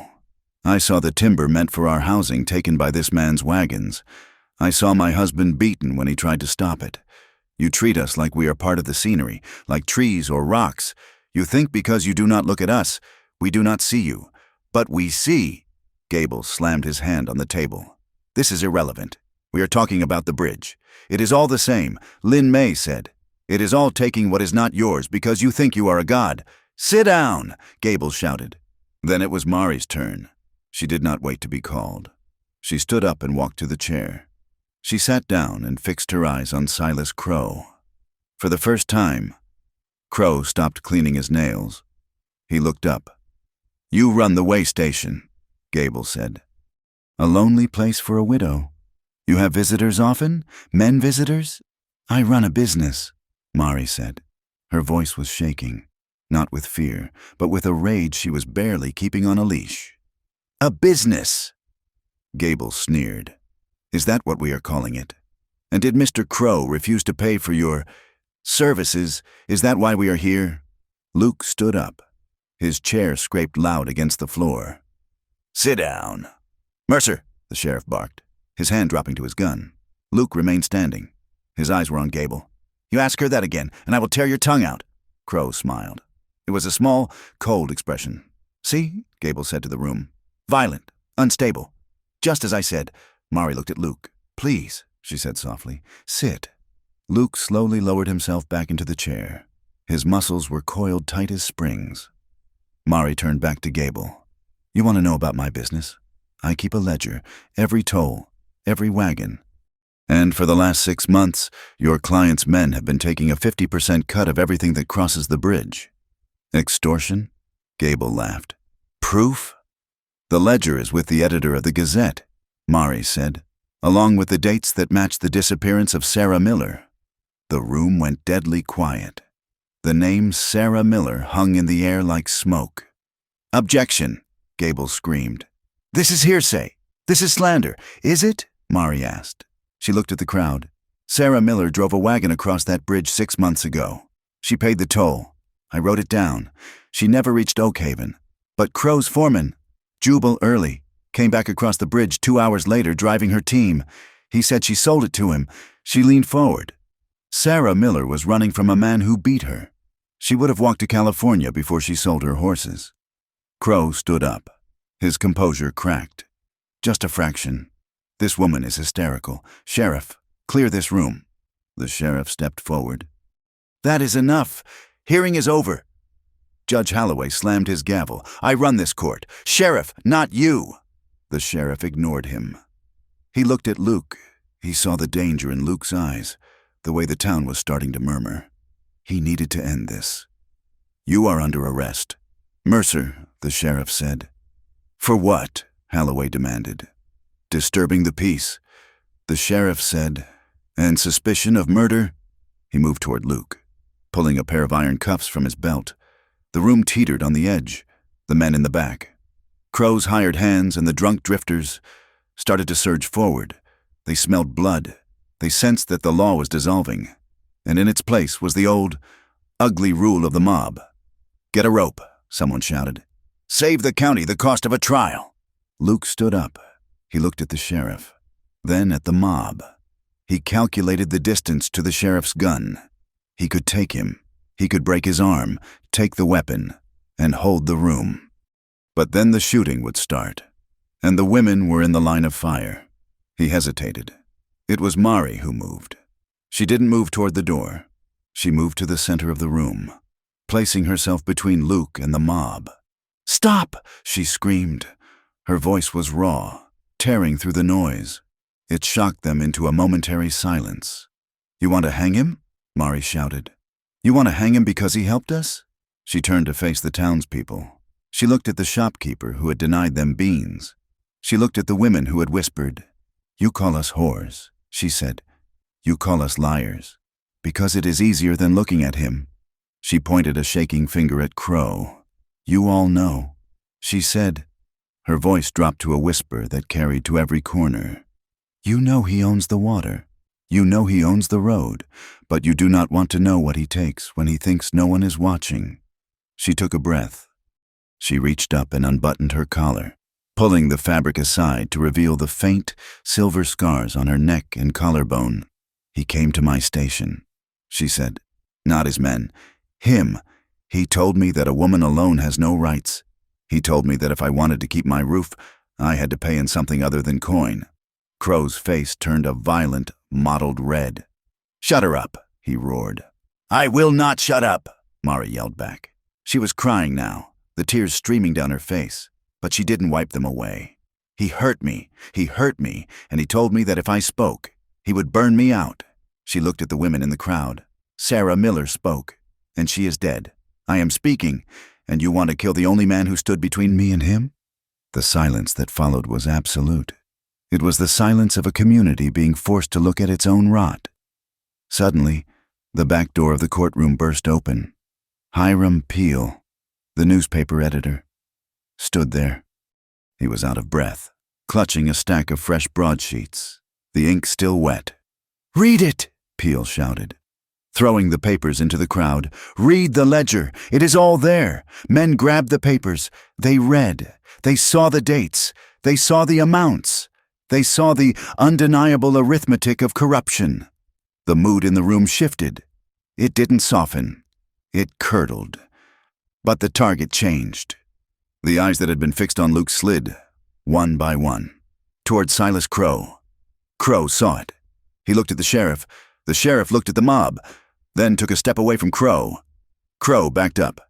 He reached into his coat. Gun! Luke shouted. He didn't wait. He launched himself over the table. Crow pulled a small derringer, but before he could level it, the world outside exploded. Boom! It wasn't a gunshot. It was thunder, so loud it shook the window panes in their frames. The sky opened up, dumping a deluge of rain that sounded like gravel hitting the roof.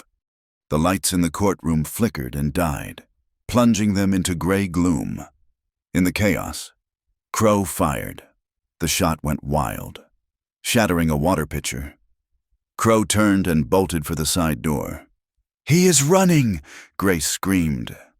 Luke scrambled to his feet. He grabbed the sheriff's gun from the holster of the stunned lawman. Ripping it free, he turned to Mari. She was standing amidst the overturned chairs, breathing hard. "Stay here," Luke ordered. "Stay with the judge." "No," Mari said. She reached out and grabbed his sleeve. Her grip was iron. Luke looked at her. The air between them was electric, charged with the storm and the violence. "If I do not come back," Luke started. "Do not say it," Mari hissed. Luke looked at the door where Crow had vanished. He looked back at her. "Then hold my hand," he said, "and make me promise." She grabbed his hand, her fingers interlaced with his, tight and desperate. "Promise me," she whispered. "I promise," Luke said. He pulled his hand free, the warmth of her touch lingering on his palm like a brand. He turned and ran into the storm. The street was a river. The rain was coming down in sheets so thick it was hard to breathe. The drainage ditches were overflowing, turning the dust of Oak Haven into a sucking quagmire of mud. Luke shielded his eyes. He saw a horse galloping south, toward the canyon. Crow was heading for the crossing. He was heading for the only way out of the county that didn't go through the town. He was going to try to cross where the bridge used to be. Luke spotted a horse tied to the rail, the sheriff's big gray. He didn't ask permission.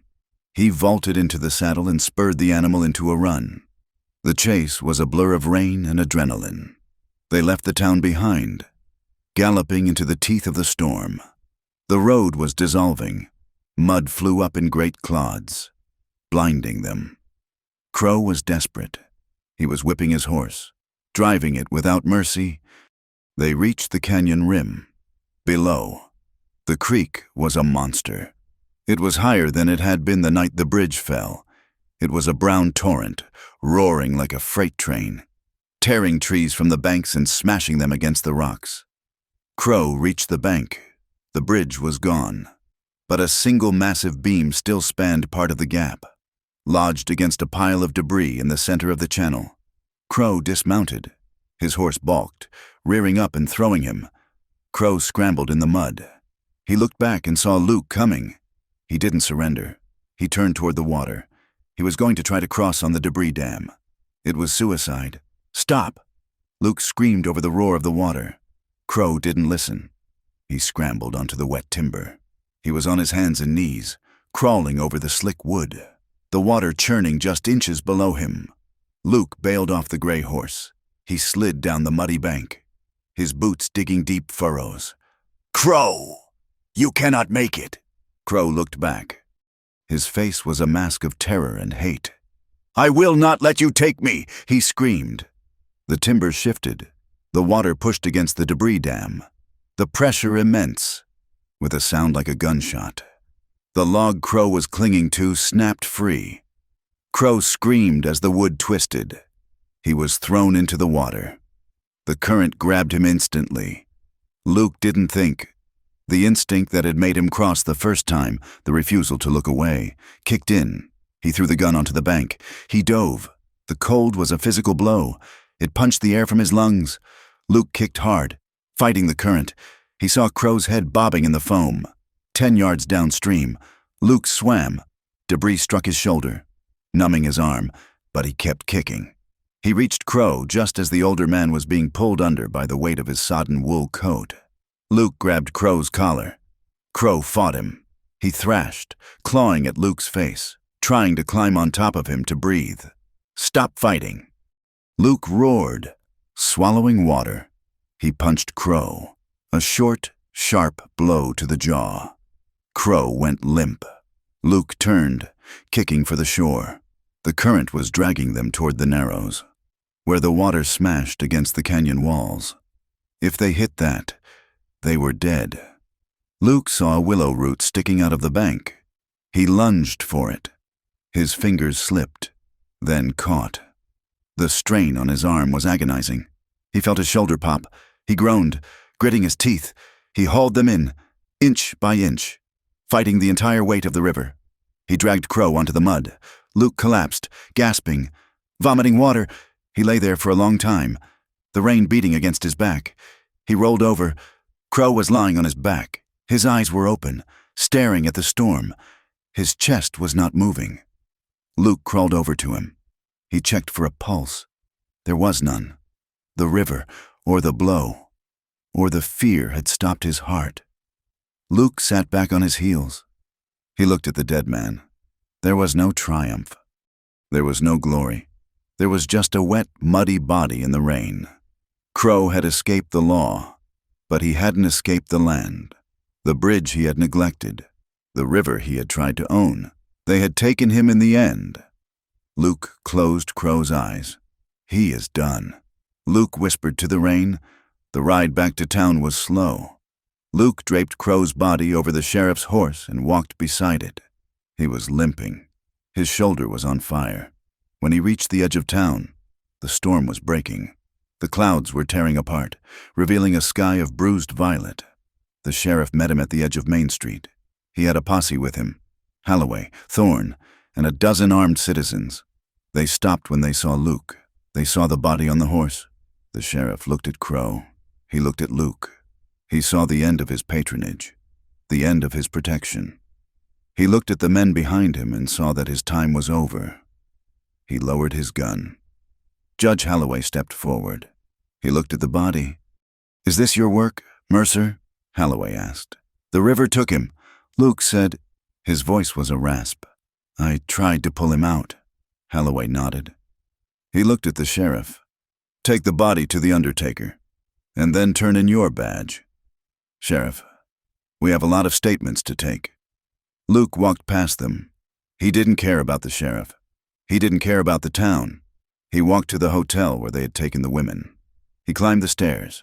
He pushed open the door to room 4. Marie was sitting on the edge of the bed. She was still wearing her muddy clothes. Grace and Lynn May were asleep in chairs, exhausted. Marie looked up. She saw Luke standing in the doorway, soaked, muddy, blood dripping from a cut on his forehead, his arm hanging uselessly at his side. She stood up. She didn't say a word. She went to the wash basin. She poured water from the pitcher. She took a clean cloth. She walked over to him. Luke stood there, swaying slightly. "I came back," he whispered. "I know," Marie said. She took his good hand. She began to wipe the mud and the blood away. She did it slowly, methodically. She cleaned his knuckles. She cleaned his palms. Her hands were shaking. Luke's hands were shaking. She moved to his face. She wiped the blood from his forehead. She was crying silently, the tears mixing with the water on the cloth. She dropped the cloth. She pressed her forehead against his. She gripped the lapels of his sodden coat. Luke closed his eyes. He breathed in the smell of her, rain and fear and life. He wrapped his good arm around her waist. He held her. Outside, the clouds were clearing. The bridge was gone. The road was broken. But in the quiet of the room, standing in the wreckage of the storm, they held each other up, for the first time in a long time. Luke didn't hear the sound of a bottle breaking. He only heard her breath and the beat of his own heart. Steady and strong. It wasn't a happy ending. It was a beginning, and that was enough. The mud did not dry overnight. In the weeks following the storm and the death of Silas Crow, the town of Oak Haven existed in a state of suspended breath.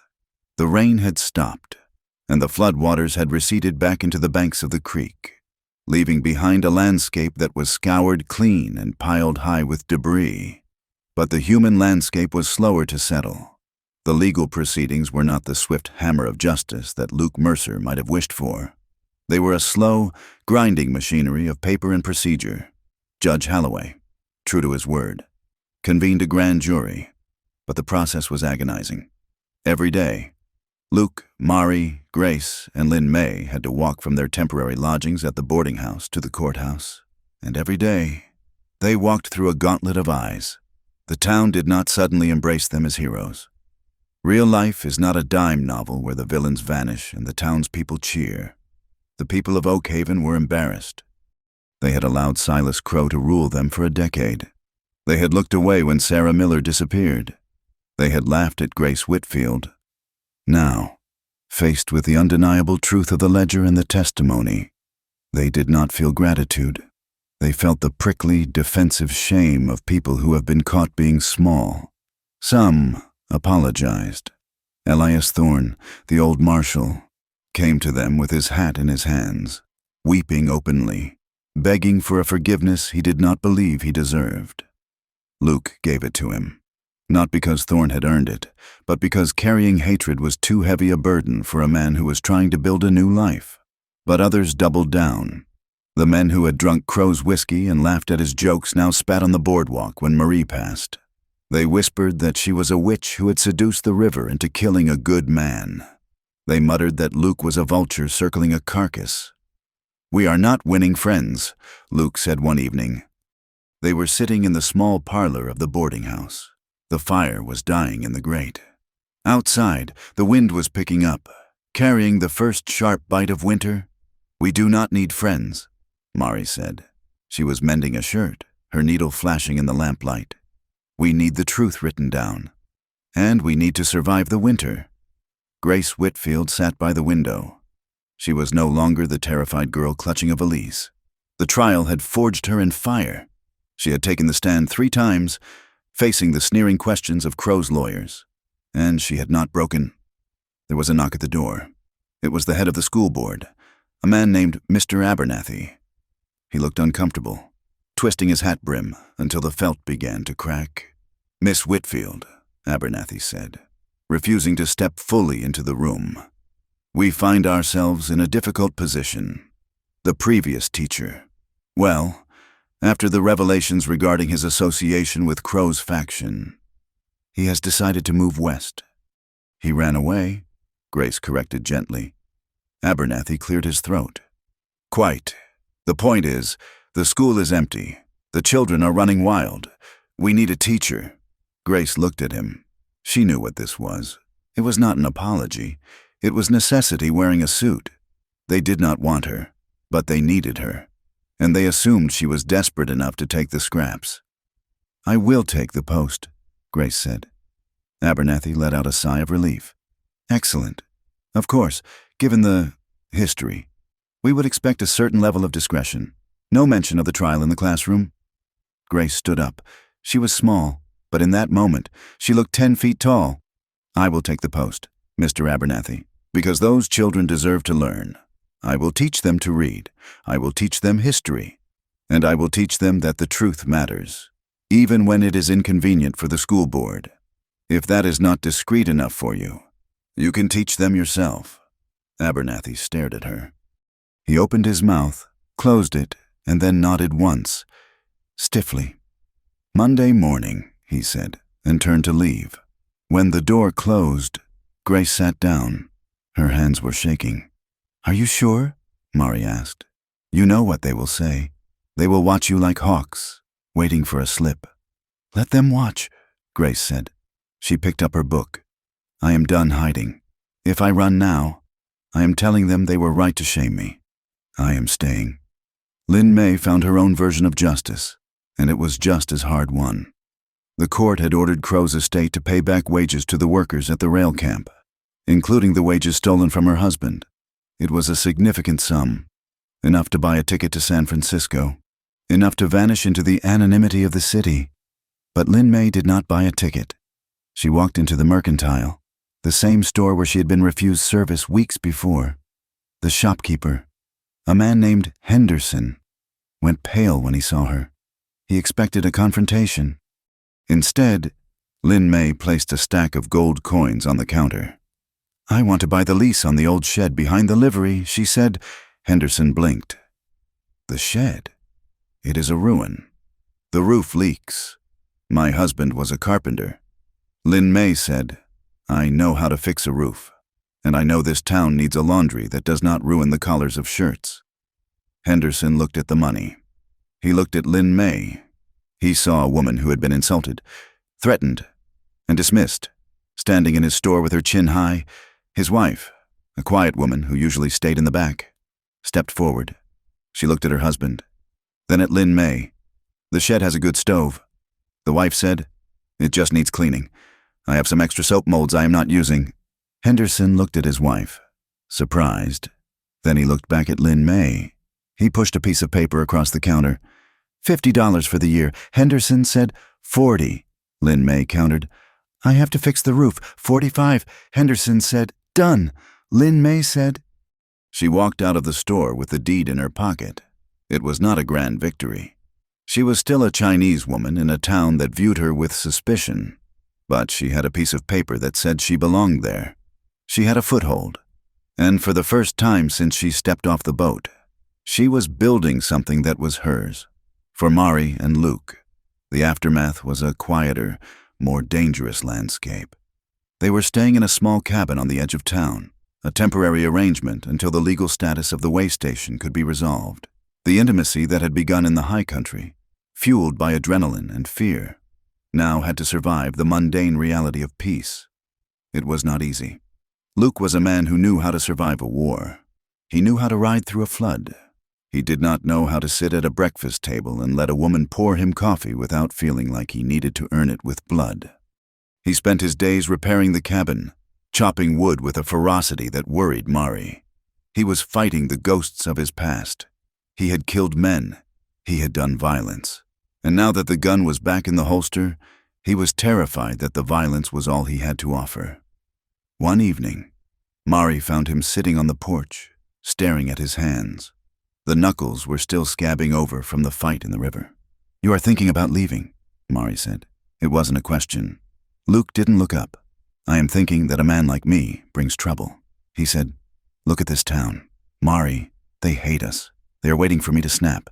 If you stay, you are just a man, Mari said. She sat down beside him. Not a hero, not a gunfighter, just a man. That is the part that scares me. Luke admitted, I do not know how to be just a man. I know how to be a weapon. Mari reached out and took his hand. Her touch was firm, grounding. Then you learn, she said, like I am learning. She looked out at the darkened street. I spent 3 years thinking that being safe meant being alone. Mari said, I thought that if I let a man inside my walls, I was giving him the deed to my soul. I thought desire was just a trap to get me to lower my guard. She turned to him, her eyes dark and searching. I am scared too. Luke, I am scared that if I love you, I will start to rely on you. And if I rely on you, I will lose my edge. But I am looking at you, and I am realizing that I do not want to be a knife anymore. I want to be a hand. Luke looked at her. He saw the bruises fading on her face, the color returning to her cheeks. He saw the strength that had held a roof up in a storm. He turned his hand over, interlacing his fingers with hers. Teach me, he whispered. The rebuilding of their romance was not a thunderstorm. It was a slow, steady rain that soaked deep into the dry earth. It happened in the mornings, when the sun slanted through the window and caught the dust motes dancing in the air. They would drink coffee in silence, sitting close enough that their shoulders touched. They didn't need to speak. The silence was comfortable, a shared space where they didn't have to defend themselves. It happened in the evenings, when the cold wind rattled the door. Luke would build the fire up, and Mari would read aloud from one of Grace's books. Luke would watch her, studying the way her brow furrowed when she concentrated, the way her lips moved around the words.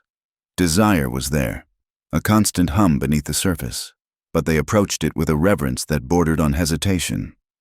One night, Mari initiated it. She blew out the lamp and crossed the small room to where Luke stood by the window. She placed her hands on his chest, feeling the steady beat of his heart. She didn't push, she didn't demand, she just stepped into his space and waited. Luke wrapped his arms around her. He buried his face in her hair, breathing in the scent of soap and sage. Are you sure? He asked into the dark. I am choosing, Mari said. That is the difference. They moved to the bed. It was not a frantic grasping. It was a slow exploration of boundaries. Luke moved with a restraint that cost him, checking her eyes, her breath, making sure that every touch was welcome. Mari tested her own trust, letting herself be held, letting herself be vulnerable, and finding that the sky did not fall. When he kissed the scar on her shoulder, she flinched, an old reflex. Luke stopped instantly. He didn't pull away. He just stopped, his lips hovering over the skin. It is all right, Mari whispered. I am here. I am here too, Luke said. And in the darkness, with the wind howling outside, they laid the ghosts to rest, one kiss at a time. Winter hit Oak Haven hard. The snow came in November, burying the valley in 3 feet of white powder. The roads became impassable for wagons. The supply runs to the nearest railhead became dangerous tests of endurance. Luke found work not with a gun, but with an axe. He hired himself out to chop wood and clear roads. It was brutal, back-breaking labor. He came home every night exhausted, his muscles screaming, his hands blistered. But he came home. He didn't drink. He didn't gamble. He worked, and he brought the coin home to Mari, placing it on the table not as a tribute, but as a contribution. The town watched him. They saw him sweating in the cold, hauling timber. They saw him stop to help pull a wagon out of a drift. They saw him tip his hat to women on the street, even the ones who turned their faces away. Slowly, grudgingly, the narrative began to shift. He was no longer the drifter who had killed a rich man. He was the man who worked harder than anyone else. He was the man who was keeping the widow Delgado warm. There was a new marshal in town, a man sent from the territorial capital to clean up the mess Crow had left. Marshal Davis was a stern man with eyes like gray slate. He didn't care about the gossip. He cared about the law. He summoned Luke to his office one snowy afternoon. Luke walked in, expecting trouble. He stood before the desk, hat in hand.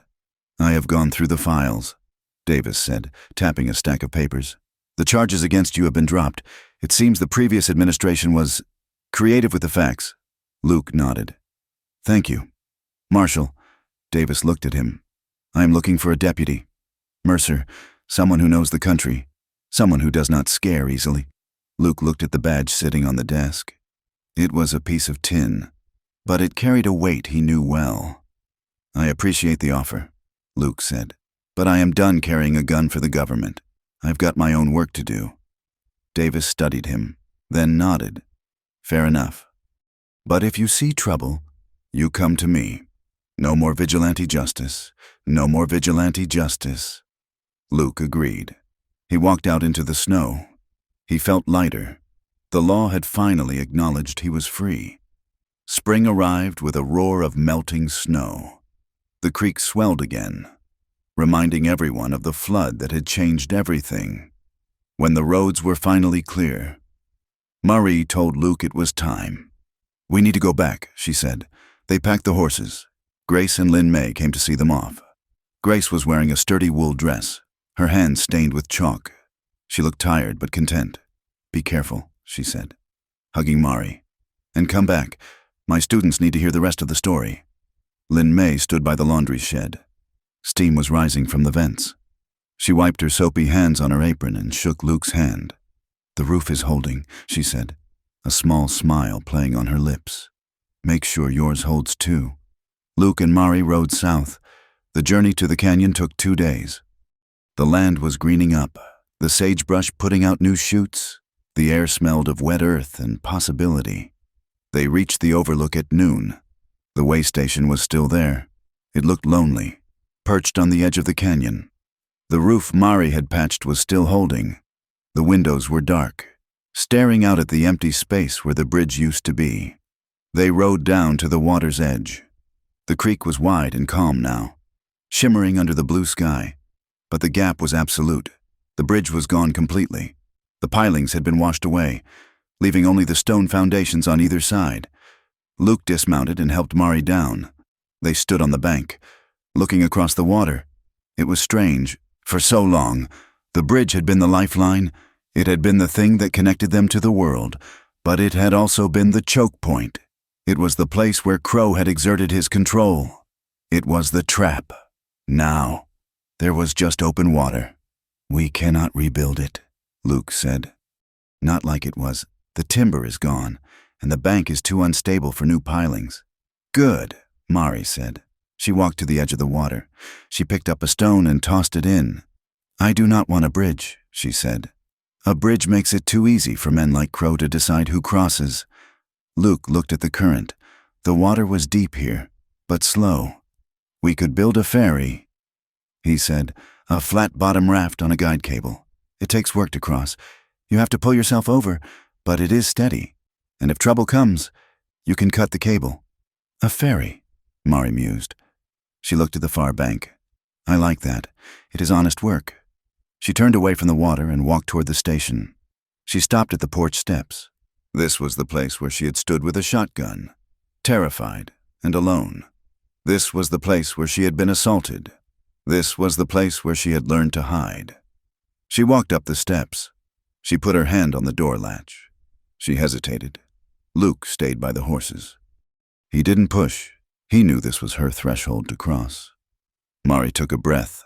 She thought about the shame she had carried. She thought about the nights she had spent listening for hoofbeats, praying to be invisible. She opened the door.